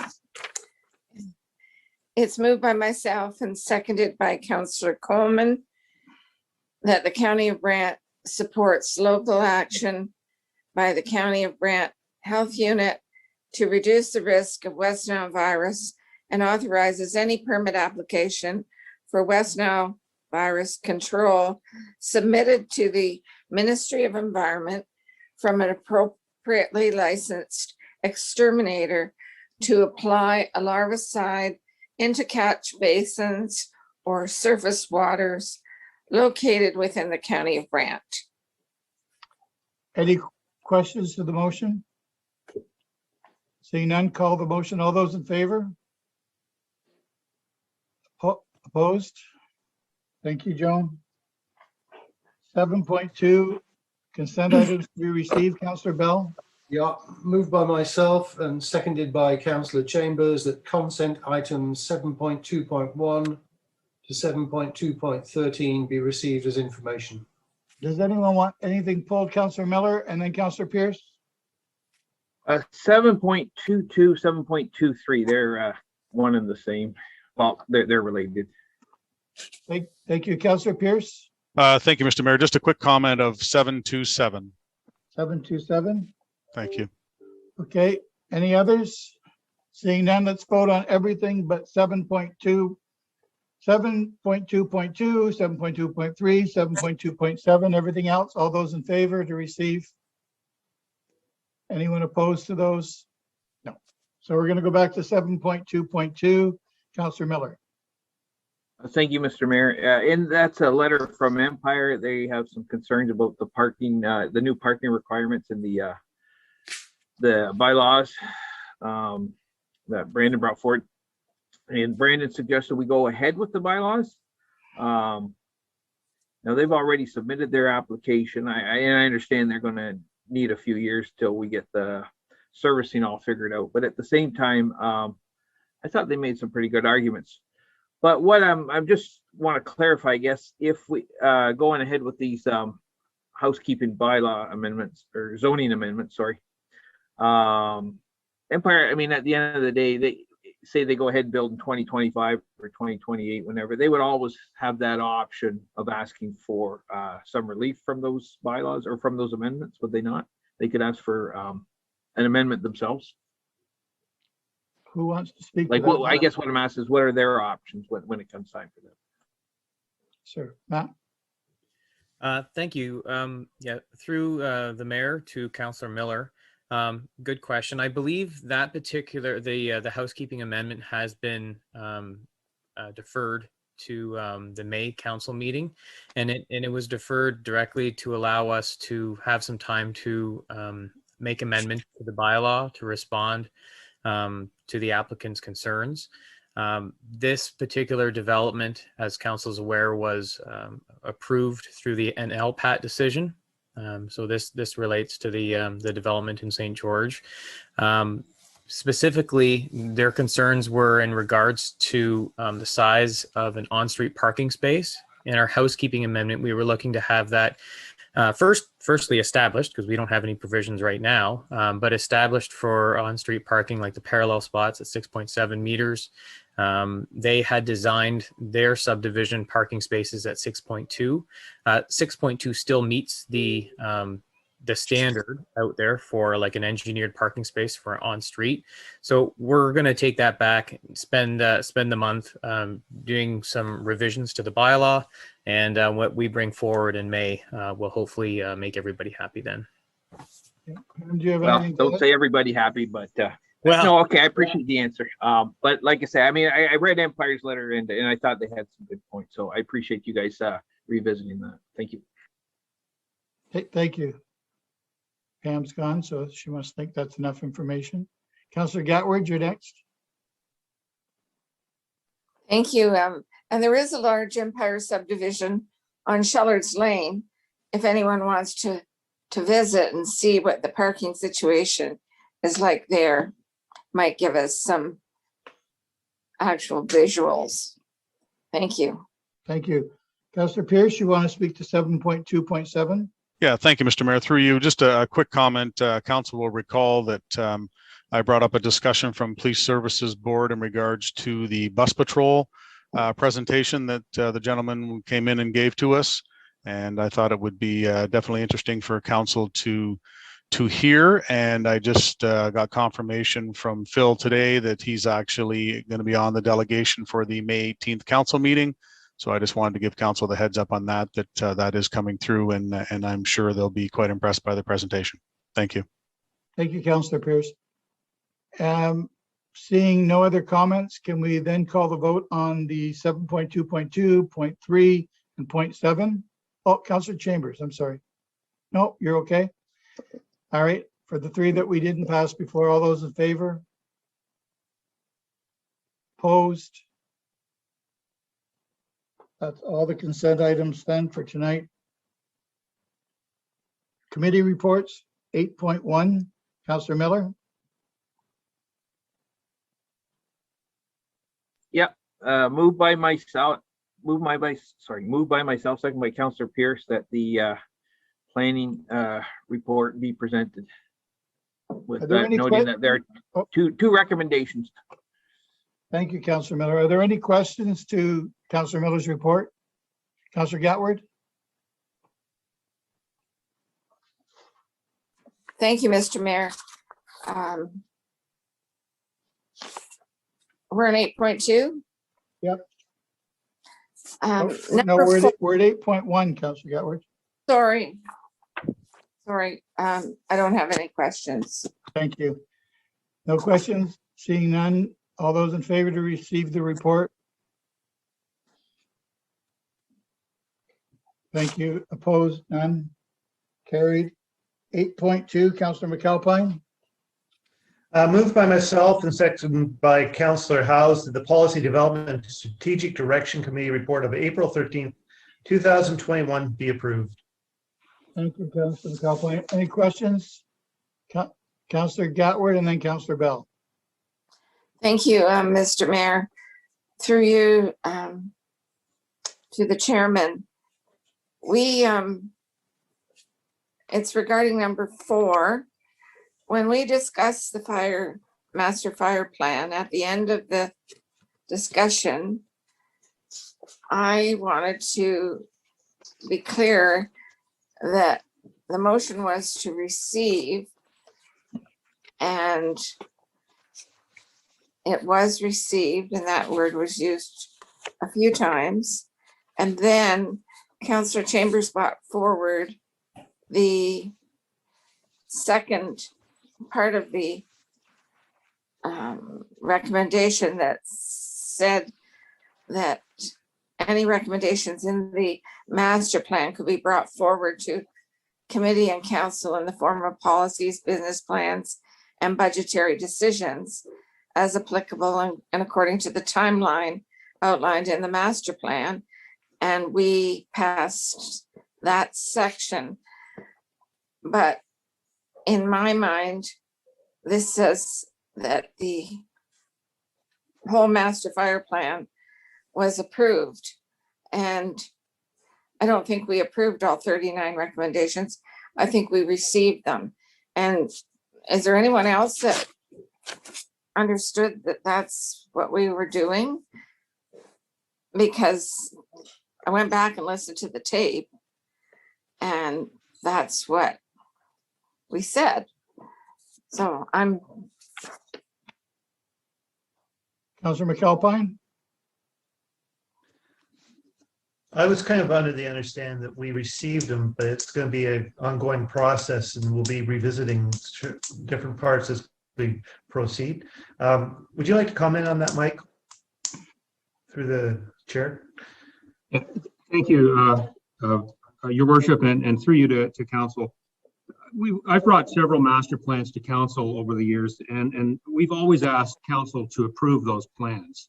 It's an approval in principle. So I'll give you a couple examples. The Recreation Master Plan, it laid out a broad goal for our recreation program. It had a lot of background information that informed council and staff about what the current status and the future status of our recreation programs are. It had a whole bunch of recommendations in it that will be coming forward to council.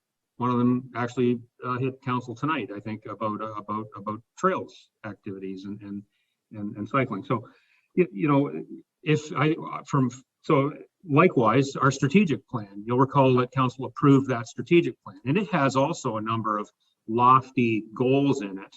But all of those, for example, one of its big objectives is that we complete an official plan. But approving the strategic plan wasn't an approval of the official plan. We know that we'll bring that official plan specifically to approve. So I think we at the staff level look to council to approve these master plans so that we can then take them as guidance on what to bring forward over the next 5 or 10 years, whatever the time frame in the plan is. So our expectation from council is that you will approve this. Otherwise, I don't believe we can action the plan, which is then to start working on those individual aspects of the plan and bring them forward through other processes, either as staff reports or as budget line items or as decision packages, et cetera, et cetera. So I hope that clarifies it, because I know there was some discussion about that, and maybe I should have mentioned that at the meeting, that we're not, by approving a master plan, our understanding and historical history would prove that we're not approving all those recommendations. We're approving that the master plan serves as a guiding document on what staff will be bringing forward to council over the next 10 years. Hopefully that clarifies things. Councillor Gatward, are you comfortable with that explanation? If we can add to this by saying be approved in principle, which Michael just mentioned to us. Okay, thank you, Councillor. I'm sure that's not a problem. Michael Because did I just- don't, just because I don't agree with all the recommendations. So in good conscience, I can't just say, yes, I approve of it, because there's things in there I don't approve of. So it's how do you separate them out unless we vote on them separate? And I don't think we want to go through 39 recommendations and do that. So I'm sure there's that other councillors don't agree with either. And it's just that the report was presented and there was lots of good things in it, but I don't want to give it a blanket approval. Thank you, Councillor Gatward. Councillor Pierce, you're next. Thank you, Mr. Mayor. I think I can help out Councillor Gatward here. I don't think we need to put anything to what's added there, because it states right in it the fact that the recommendations outlined in the master plan be brought forward to committee and council in the form of policies, business plans, and/or budgetary decisions. So that would suggest that all the 39 things in there are going to come back to council as either form of policies, business plans, and budgetary decisions individually. And at that time, Councillor Gatward can vote on them however she wants. So at this point in time, as we have done on many other things, we're approving the plan in principle, and each of the options within the plan will be brought back however they need to be, whether they're budgetary actions, whether they're policies, whether they're business plans, however, they'll all be brought back to council to be voted on again. And at that time, Councillor Gatward can vote on them for or against them, just as all other members of council can do. Thank you, Councillor Pierce. Any other comments about the report to receive? Councillor Bell? Yeah, thank you, Mr. Mayor. Just a small comment. Item number 2, Councillor Howes was appointed vice chair, not me. Oh, yeah, Councillor Bell's name is there. Councillor Howe's name should be there. We'll make that correction. With that correction and Councillor Howe's name inserted where it needs to be inserted, I'm going to call the vote. Oh, Mr. I'm Counselor- sorry. Counselor Gatward? I understand what Counselor Pierce said. However, he also used the word be approved in principle. So I want to make that a friendly amendment that we just add in principle. Do we want to add that as a friendly amendment? Let's I'm vote on it. seeking a seconder. Counselor Miller, you're seconding that? Just to get it on the floor?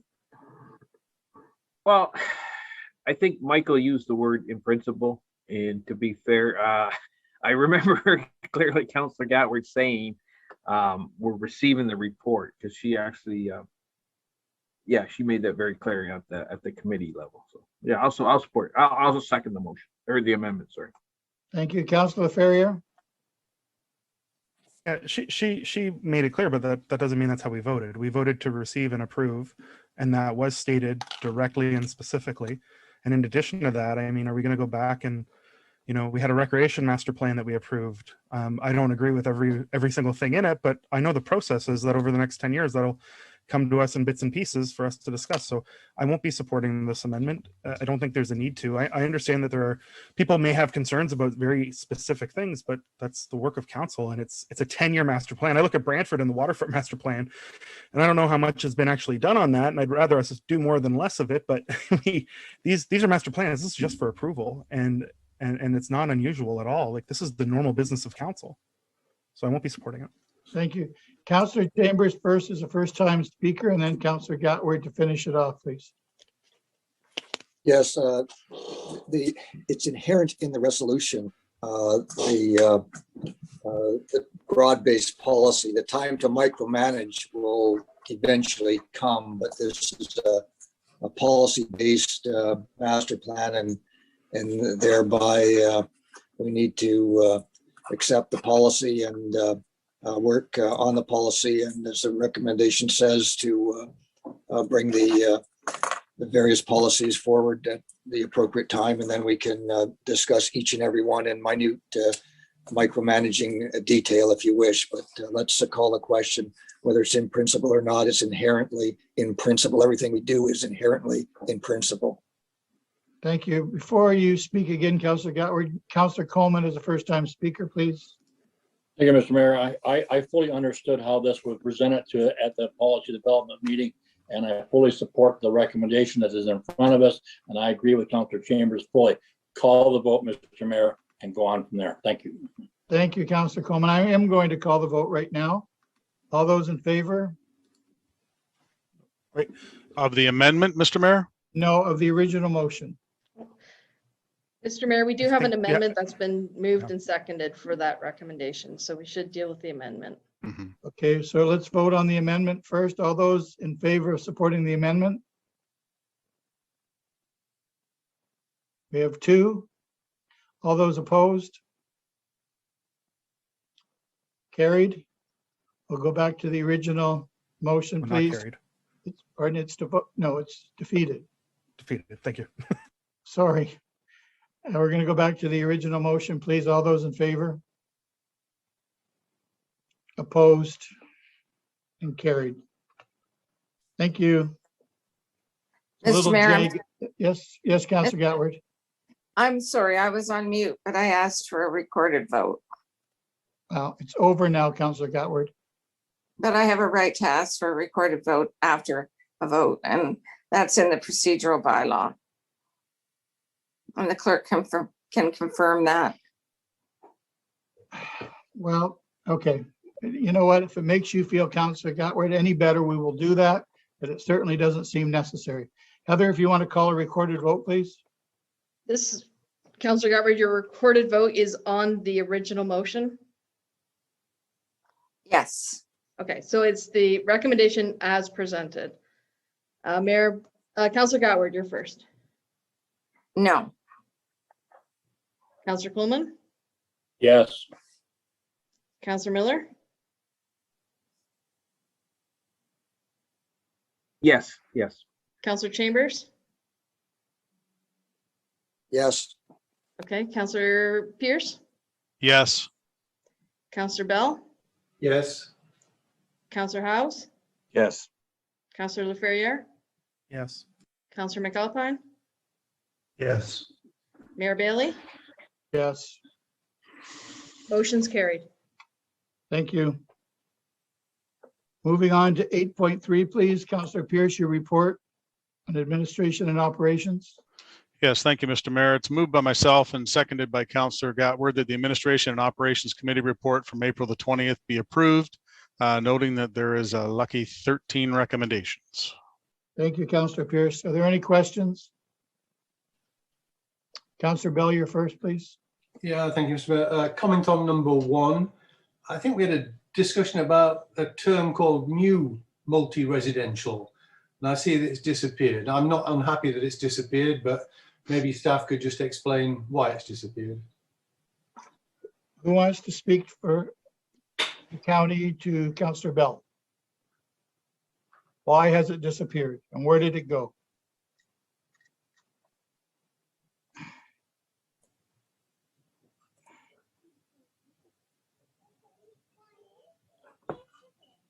Do you know where it's gone? Through the mayor, I'm not sure. It may have been a typo. Counselor Bell, it may have only been a typo. No,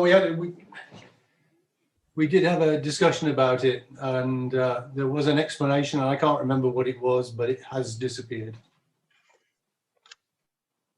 Oh, Heather. Hello. This is on Christine's report on the tax ratio, Mr. Mayor? Yes. Okay. Could you just clarify your question, Ms. Counselor Bell? Yeah, yeah, sure, Heather. When we had this discussion at the meeting, there was a terminology called new multi-residential, and it had a different tax ratio. And I questioned it at the time, and it's now disappeared, and maybe that's the best thing that could have happened to it.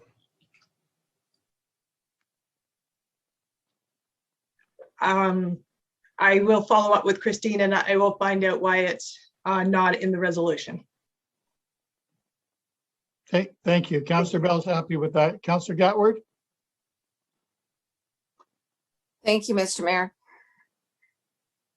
Is Counselor Bell sure he wasn't referring to the new rate for small business that we had a discussion about? And it's not there because the legislation hasn't been passed yet. I'm not sure, but anyway, my question is through you, Mr. Mayor, to Heather, the treasurer, the recommendation that tax reduction of 35% for farmland awaiting development. Do we have to do that, Heather? Is that mandated? Or why are we giving developers a break on their farmland? Farmland already gets a 25% reduction because it's farmland being farmed by a farmer. Okay. Through you, Mr. Mayor, I will have to clarify that with Christine. I think there is something in play regarding the 25%. I'm not sure that both are in play in that case, but I will get back to you with a complete answer. If that's the case, then Mr. Mayor, would we have to defer this recommendation because this is what they'll set our next tax installment on, is these tax ratios? And what if we decide we don't want to give developers a 35% cut on their land?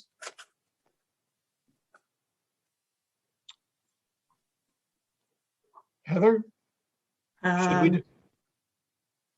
fast are you going to get this back to us?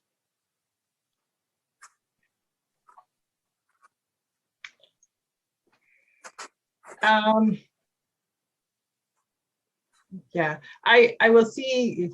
I don't know what to answer you here. This is the normal practice. This is what we have done in previous years. This is not new. I know, yeah. I believe it is probably legislated, but I cannot say for sure. I'd have to go back to the original report. Thank you. Councillor Gatwood, if you know that it's not new, and I'm not sure why you're asking about it when you know that it's not new, it is what we. I know, but what we always do is what's been done in the past isn't always maybe right, given the circumstances of what we're facing now in the county and all the growth and the thousands of acres that are being held and speculated on with developers. And so that's why I raised that issue. Our residential taxpayers are picking up, and the other tax classes are picking up that extra 35% that we're giving developers on our tax bills. Maybe if we could just defer this until this number one, until other business, Heather might be able to look it up and come back to us whether or not it's actually legislated that we have to do this as a municipality. I don't know if any other councillors that have been around for a while have any recollection of why we did this, but it hasn't been done forever. Councillor Gatwood, Councillor Coleman's going to help you. I don't know if I can help you out, Mr. Mayor, but my point is that this question should have been raised at the Administration and Operations Committee meeting. That's where this question should have been raised, not here at this meeting. This should be to put the thing through. If the Councillor Gatwood had a concern with it last week, then that was the time to bring it forward. I'm fully supporting the recommendation, Mr. Mayor. Thank you. Councillor Gatwood, if you're not comfortable seconding this report, we can take you off. We can get someone else to second Councillor Pierce's report if you're not comfortable voting on it. Oh, well, I don't mind seconding it. I can. Well, if you're looking for a deferral, you can't be comfortable seconding it. Not from the meeting. I'm not looking for a deferral, just till later in the meeting. Would you be able to find out? Councillor Gatwood, you never even mentioned that until right now. That's correct, and it's my right to mention it now. Heather has her hand up. For you, Mr. Mayor, just a response from Christine. It's a 35 discount, so 65% of residential, so it's not on top of the 25. And is it legislated? I didn't ask that question. Just a moment. Thank you.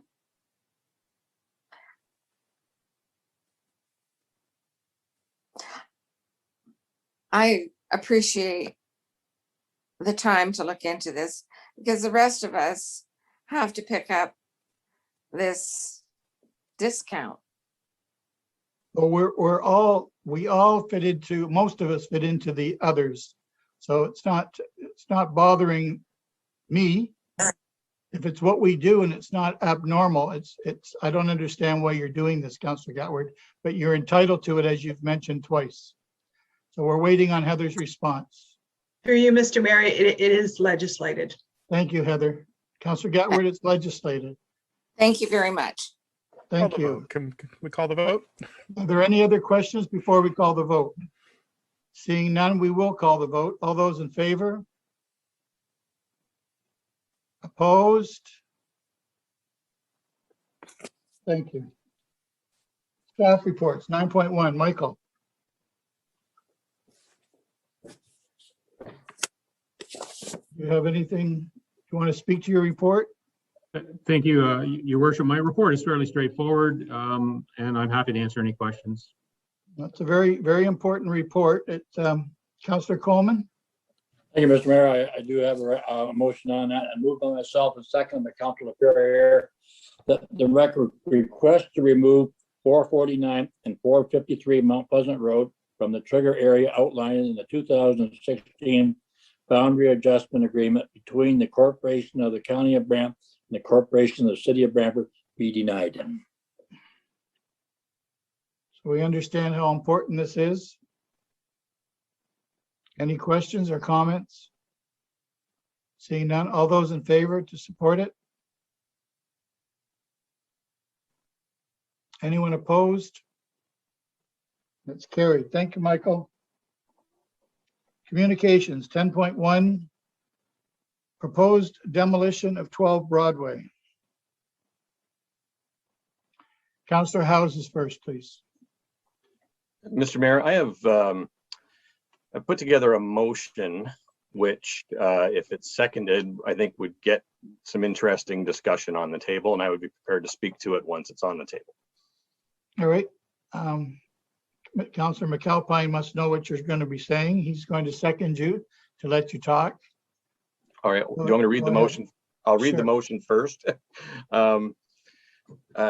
I move that we receive all the correspondence on this topic and quickly consult staff on any opportunities to delay the approval of the demolition permit. And also, as part of this motion, move that council allow the Heritage Committee to have virtual meetings as required until regular meetings resume. And I can explain that if Councillor McAlpine is comfortable in seconding that, I can explain it a little bit. Yeah, that's fine. All right. All right, Want to explain a little bit, please? Sure, through you, Mr. Mayor. Our Heritage Advisory Committee has been benched since March of 2020, and based on the schedule that's outlined, it will continue to be benched until September of 2021, when it would then be hoped to return to in-person meetings. Our council, I believe, actually passed a resolution that prevents the Heritage Committee from having virtual meetings. Sorry, Mr. Mayor, but I've got to call a point of order here. Sorry, Councillor Steve, but I believe your motion for the Heritage Committee, and I'm not opposed to that, but that doesn't have anything to do with the communications regarding 12 Broadway. To receive the communications on 12 Broadway is one, and your motion for the Heritage Committee, as much as I agree with that, we've spoken of that. That to me is a totally separate entity than specifically receiving these reports for 12 Broadway. Sorry about that, Mr. Mayor. I don't mind separating them, but I would respectfully argue that they are connected, because if we were having virtual Heritage Advisory Committee meetings, we might not be in quite the perfect storm that we're in right now. But if it's proper process for me to split them up, I can do that too. Could the clerk comment on that, please? I have a seconder on the motion, so I would like the opportunity to continue to speak on it. Heather, do you want to speak? Councillor Miller has a question, but we'll let Heather speak first. Yeah, I want to know if that motion is in order. There was no notice of motion given. You're asking to delay demolition. The person who owns it certainly has no idea that motion's coming forward. I don't think it's proper. I don't think it's proper governance, but I'll leave that up to you, Mr. Mayor. I think notice of motion should be given, and we should let the public know, so that anybody who wants to speak to that could come and speak to that, not pull it out of your hat at the last second. I don't agree with it. Thank you. Heather, do you want to speak to that too, please? Sure. Speak to the splitting of the motion first. In terms of splitting the motion, we went over this a couple of meetings ago. If a member of council would like the two items split, we can vote on them separately. They're two separate enough components, so we can ask for that. In terms of notice, notice is a requirement in the procedural bylaw unless it's waived. So if a member calls and asks that notice have been given, then we'll have to consider a motion to waive the notice requirement. So no notice, no motion was given. Councillor McAlpine? We can ask for waiving of the notice requirement. Right. Okay, so let's, Mr. Mayor, if I could. Councillor I'd just like McAlpine. to make a quick question to Allison, okay, if she can help us on this, because and it might be just a rumor, it might be wrong, but I'm kind of under the impression that the current owner is willing to allow us a little extra time to work with him to sort of discuss the heritage of it. And then that would sort of help answer the other questions other councillors have. Is that correct, Allison? Through you, your worship, I can't speak, I don't want to speak for the owner. I can only speak to the correspondence I've received, which is he is asking for the demolition permit. However, he is entirely supportive of retaining any heritage or significantly significant features of the building in a potential redevelopment. He's just asking that those be pointed out because he's not aware of what they are on the building, but he has not spoken to whether it would be paused or not. I can certainly ask the question, or council can direct, but I can't speak for him other than the correspondence I've received, which is on the agenda tonight. So Councillor House. Thank Go you, ahead. Thank you, Mr. Mayor. And since we're engaging staff right now, I appreciate Allison's clarification, because when I read the correspondence from the owner, I didn't see in that correspondence where he mentioned the part about being willing to preserve identified heritage elements. So I am happy to hear that clarification. Since we're engaging staff now, I would like a clarification from our planning staff on whether the information presented in Nathan Etherington's delegation provides us any teeth to delay, not reject, but delay approval of the demolition permit. Pam? So thank you, through the mayor to Councillor Howes. If I can, I'd like just an opportunity to kind of outline kind of where we have been with this demolition permit, where we are today, and possibly some next steps. And I think that will answer your question, if appropriate. Yep. Okay, so I do want to confirm that the county did receive a demolition permit for 12 Broadway, and that was on April 16th. And I can confirm that the application can be deemed essential construction under the current COVID regulations. I can also confirm that county staff do not need to issue a permit within 10 days. We do have a legal obligation to respond in 10 business days to the property owner to either issue, refuse, or identify in writing why we cannot issue.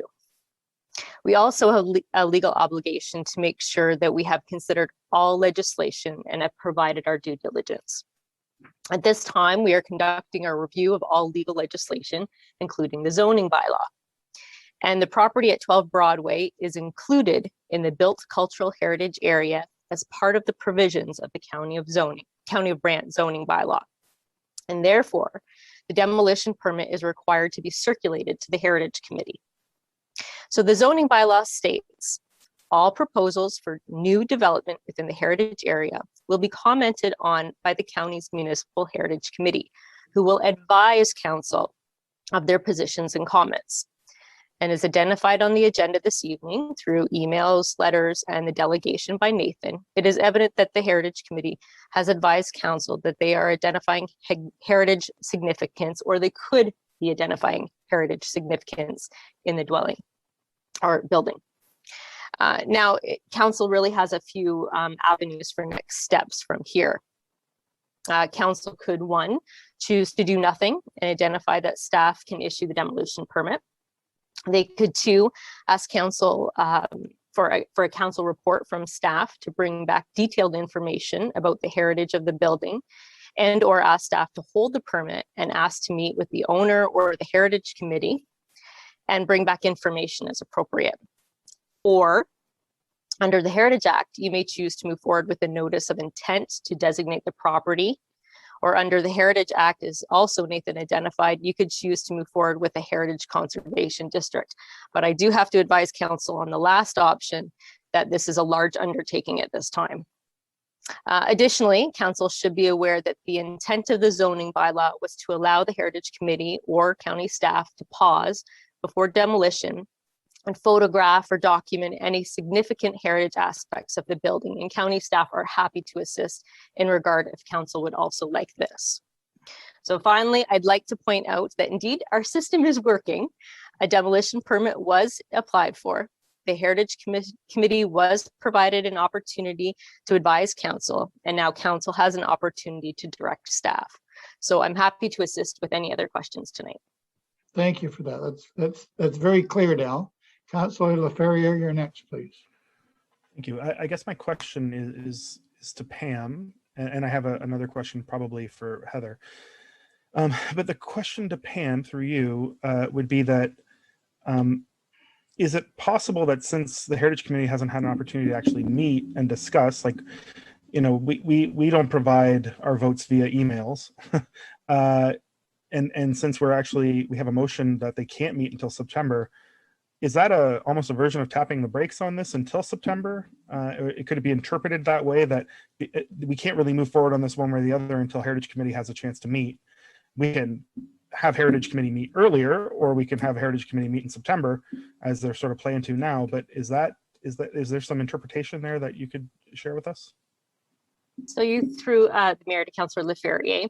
I will ask Heather to respond after my answer, but I think in terms of the provision in our zoning bylaw, we have followed that to a T. We have still, even though that the Heritage Committee has not met in person and they are not meeting virtually at this time, they still have advised council, and we've done that through an email circulation, very similar to how we're doing things with the Agriculture Advisory Committee with our planning applications.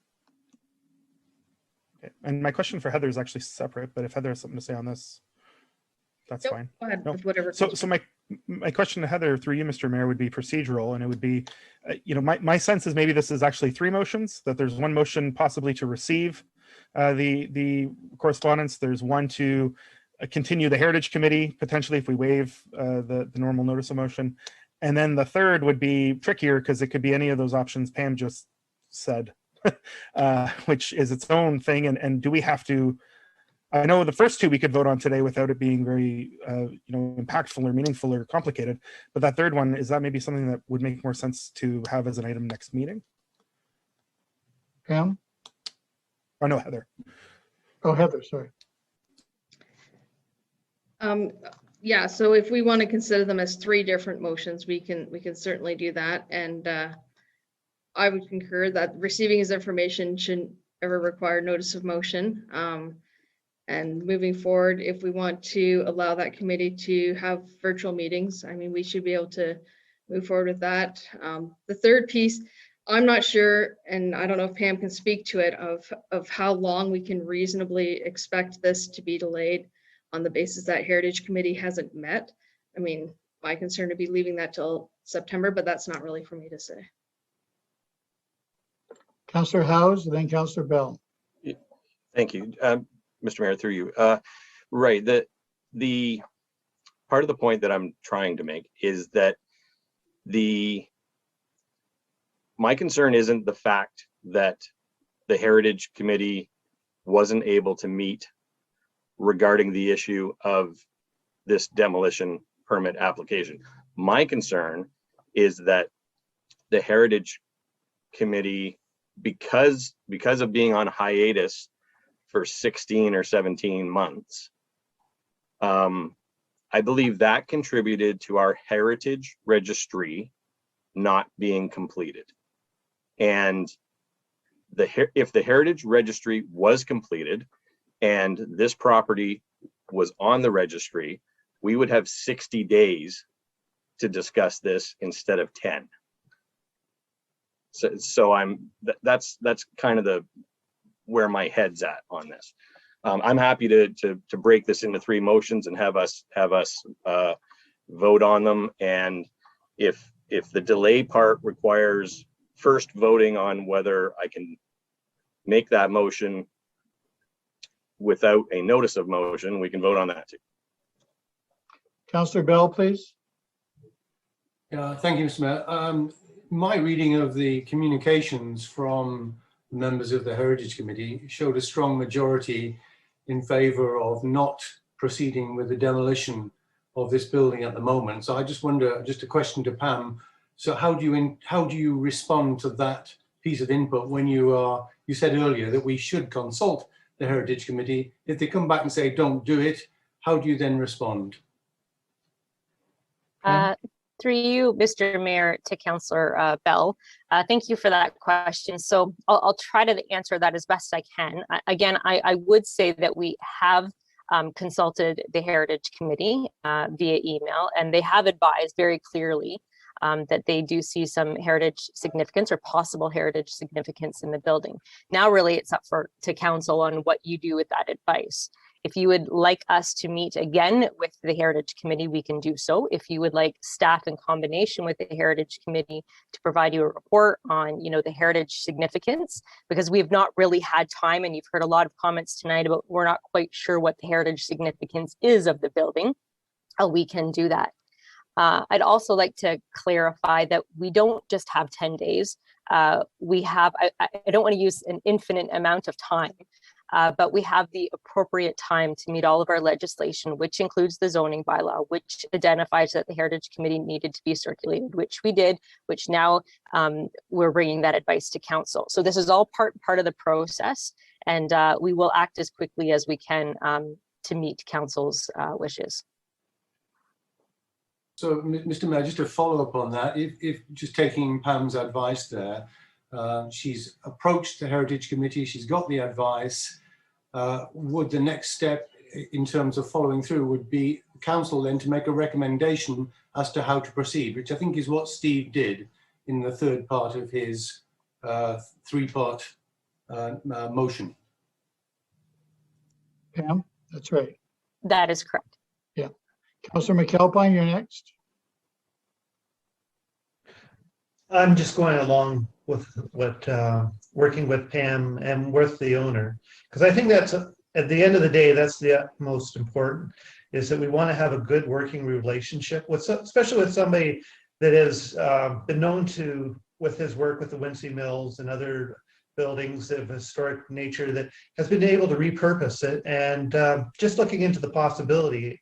And I think Pam's indicated that we have that possibility to work with.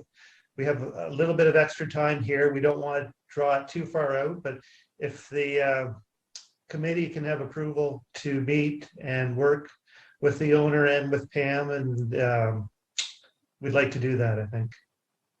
Councillor Gatward. Thank you, Mr. Mayor, through you.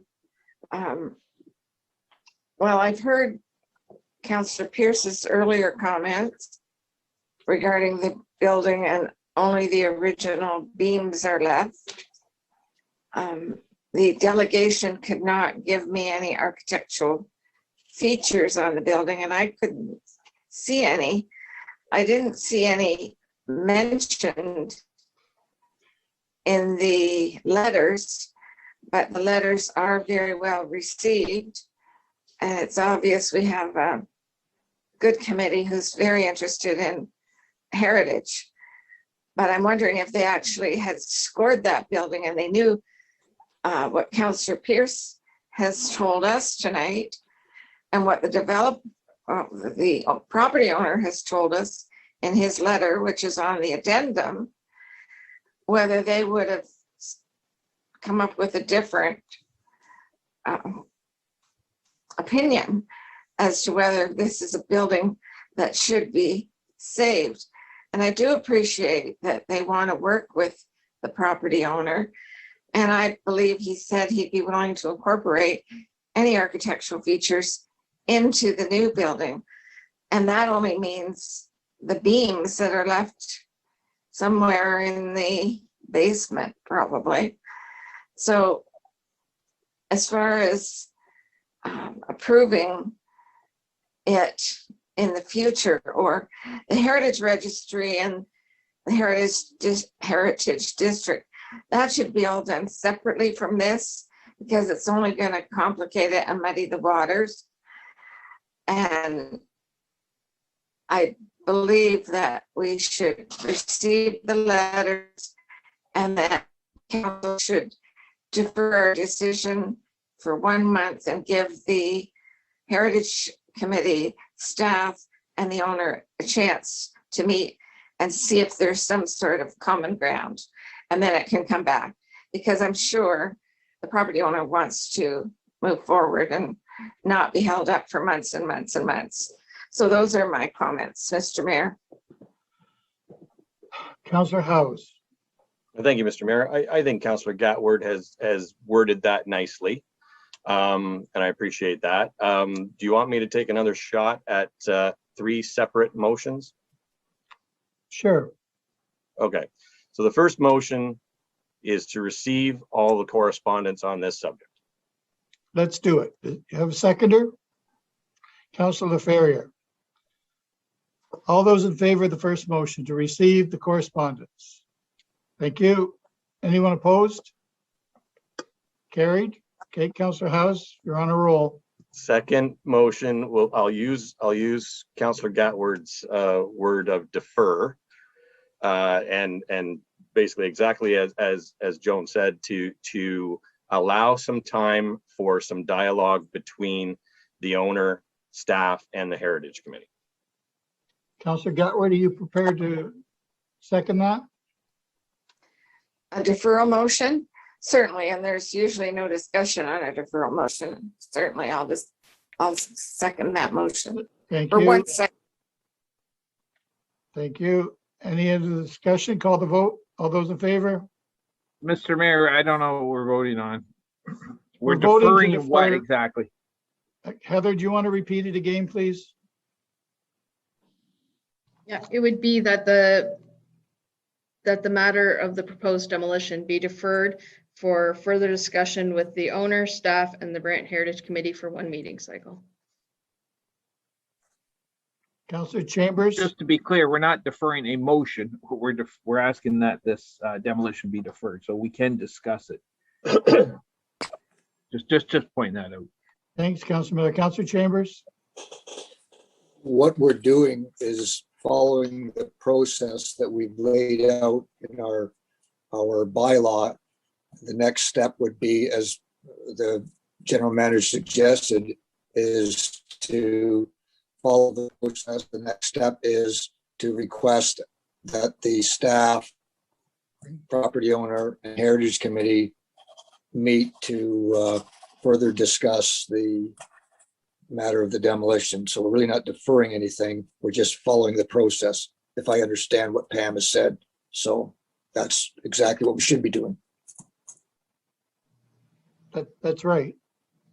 So I would suggest that the word defer not be in the motion. It's just that we do this because we're following the process. You're okay with taking the word defer out? Sure. Councillor House? Councillor Gatward? Yep. Any other comments? I hope not. Call the vote. All those in favor to proceed? Thank you. Anyone opposed? Oh, thank goodness. All right, it's carried. Do we need the third? Do we need the third one, Councillor House? I believe we do. All right, try it. Yeah.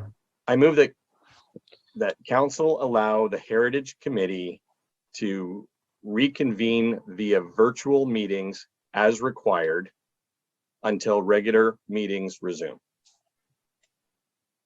Mr. Bradley, you're still with us? How do you feel about the state of our staff to be doing these Zoom meetings again, knowing that everyone in the county of Brant is watching this tonight? And I'm going to get requests tomorrow for everyone else to start meeting again, community policing, accessibility people, everybody.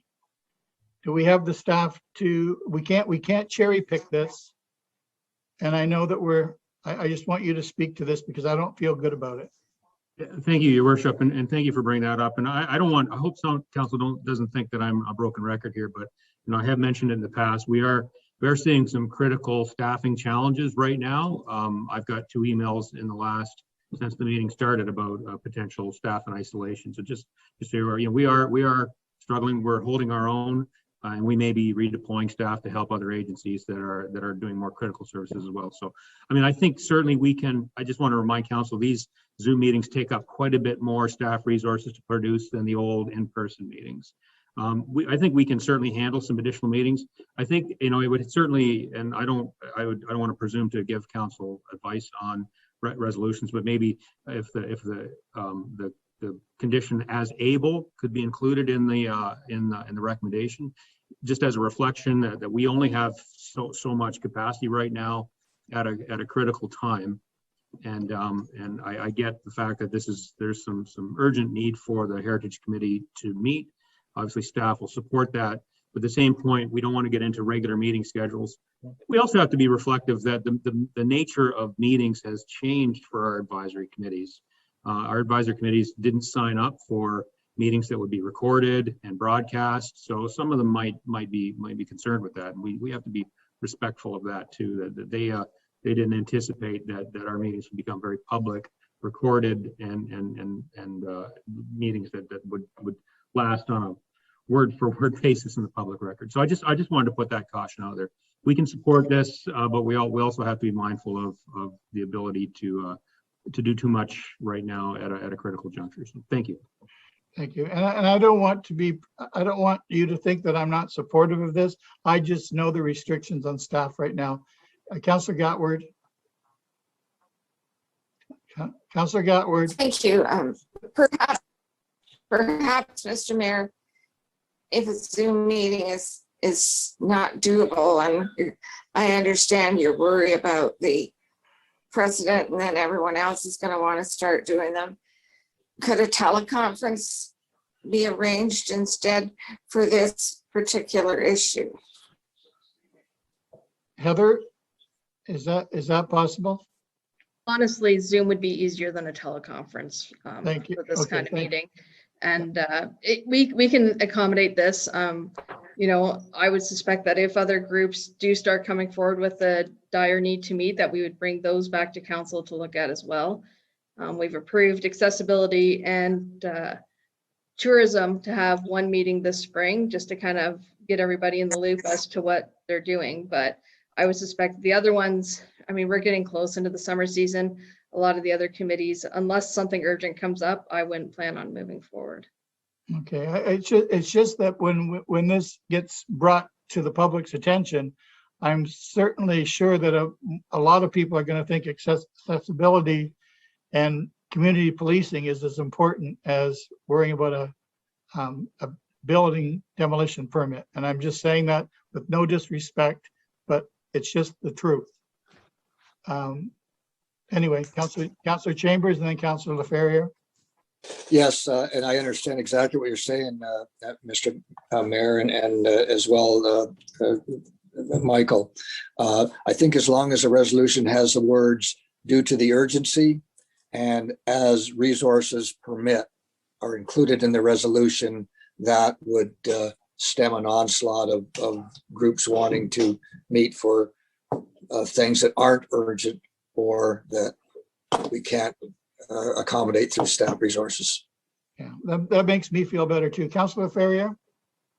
Yeah, and I think it's important through you, Mr. Mayor, to the rest of council, to note that things are fluid as well. And I think the public knows that, and hopefully the folks that volunteer on these committees know that.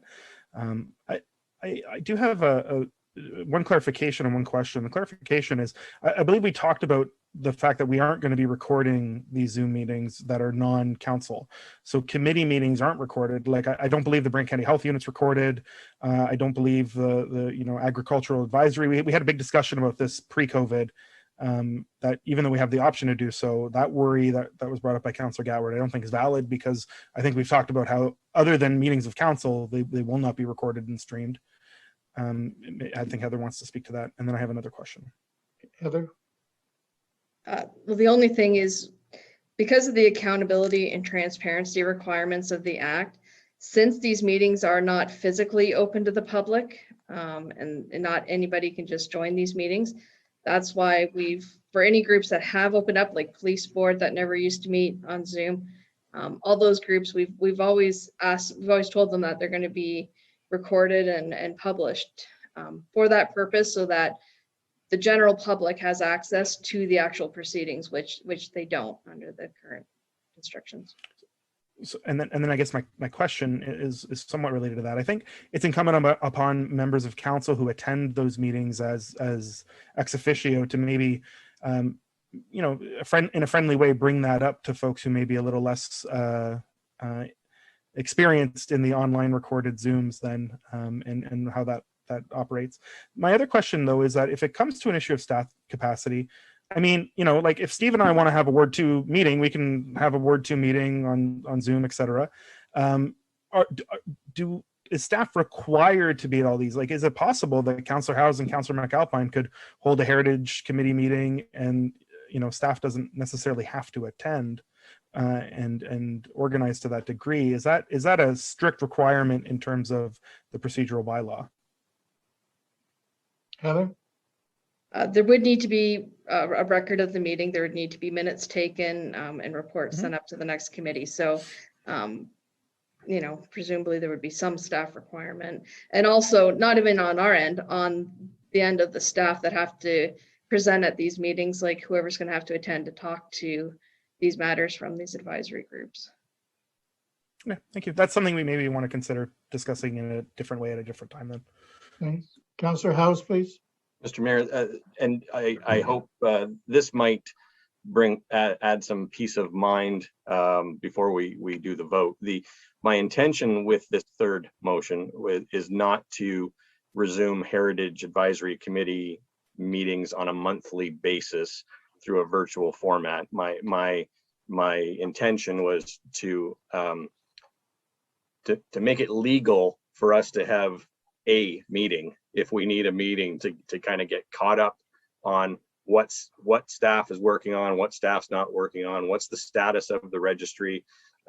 If one of the key staff people who is involved has retired, you know, what are the plans for backfilling that position? Things like that could then leave the committee members feeling engaged so that they can think about things and come back in September with some momentum. Okay. I'm not sure that's what you said, Councillor Howes, the first time, but if that's what you meant, that's great. That makes me feel even better than to start resuming, you know, things the way they. Yeah, sorry, Mr. The way they were. So yeah, and if it wasn't clear originally, my intention is not to have monthly meetings start back up, but just to make it legal for us to be able to have a meeting, because right now it's not legal. Okay. Mr. Bradley, Councillor McAlpine. Get your hand up. I liked what Michael, I think, said earlier, was that as needed rather than just saying one, because there is a potential with other things coming forward with us, because we do have, we're required or asked to make comments on different projects over the course of the year, and I am under the impression that there is several that are coming forward in the near future that the staff may want to ask us about, and it is helpful if we can sort of work together in a Zoom meeting in that case, but not necessarily on a monthly basis, but more as an ad hoc basis. So I just wanted to clarify that. Thank you. So Heather, can you read the motion back with the changes that we've made? Sure. That the Brant Heritage Committee resume via electronic meetings as required due to urgent matters to be discussed and as resources permit. As needed. Well, she worded it right. Okay. All right. I just hope this doesn't stir up a lot of things that we can't accommodate. With that being said, is there any other comments? I'm just not sure if we have a seconder for that, sorry. I thought Joan did. But maybe not. Joan did the last one, and McAlpine's doing this one. Thanks. Yeah, we got a seconder in John McAlpine. All those in favor? Opposed? Carried. Thank you. Thank you. Moving on to 10.2, the Brant Condominium Corporation has asked for Councillor Bell to sit on their board or represent the county in their meetings. Councillor Bell, are you willing to do that? Yes, I am. Could we get a mover to have Councillor Bell appointed? Councillor Pierce and Councillor Coleman, any other discussion? Thank you, Councillor Bell. All those in favor? Opposed? Good luck, Councillor Bell.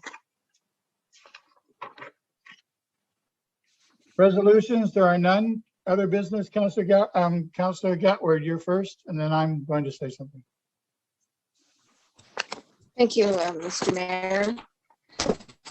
I just wanted to congratulate the editor and the Brant County Federation of Agriculture on their first edition of Brant. I don't know if you can see this, maybe not.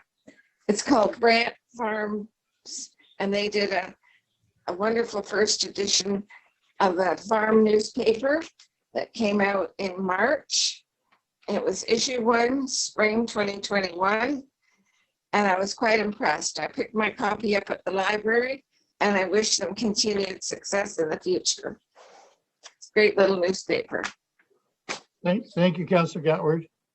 Are there any comments to Councillor Gatward? No.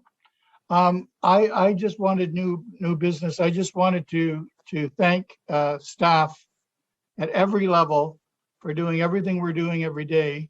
I don't know whether, I mean, not everyone's as involved as I am every day. And the work that's being done and the things that we're asking people to do are being well received, and no one's ever said no to us. And the staff is amazing. And I just want to acknowledge that it's being noticed by everybody at every level. And people are emailing me and telling me how wonderful it is to work with our staff every day. So I just wanted to thank them all for never saying no, when I'm sure some of the times they wish they could. So thank you for doing all you're doing, and stay well and stay safe. I'm looking for a motion now from Councillor Wheat, who's not here. So Councillor Howes is going to make that motion, seconded by Councillor Bell, to go in camera. All those in favor?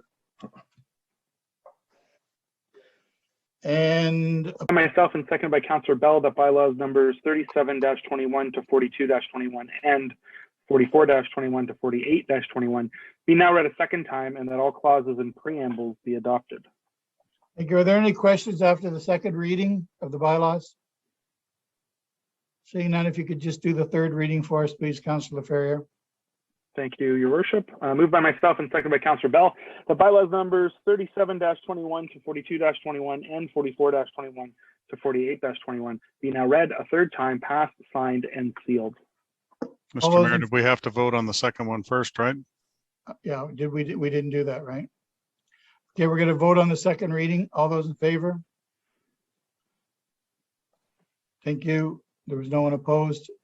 There were no questions. We've had the third reading. We'll vote on that. All those in favor? Opposed? Carried. Thank you.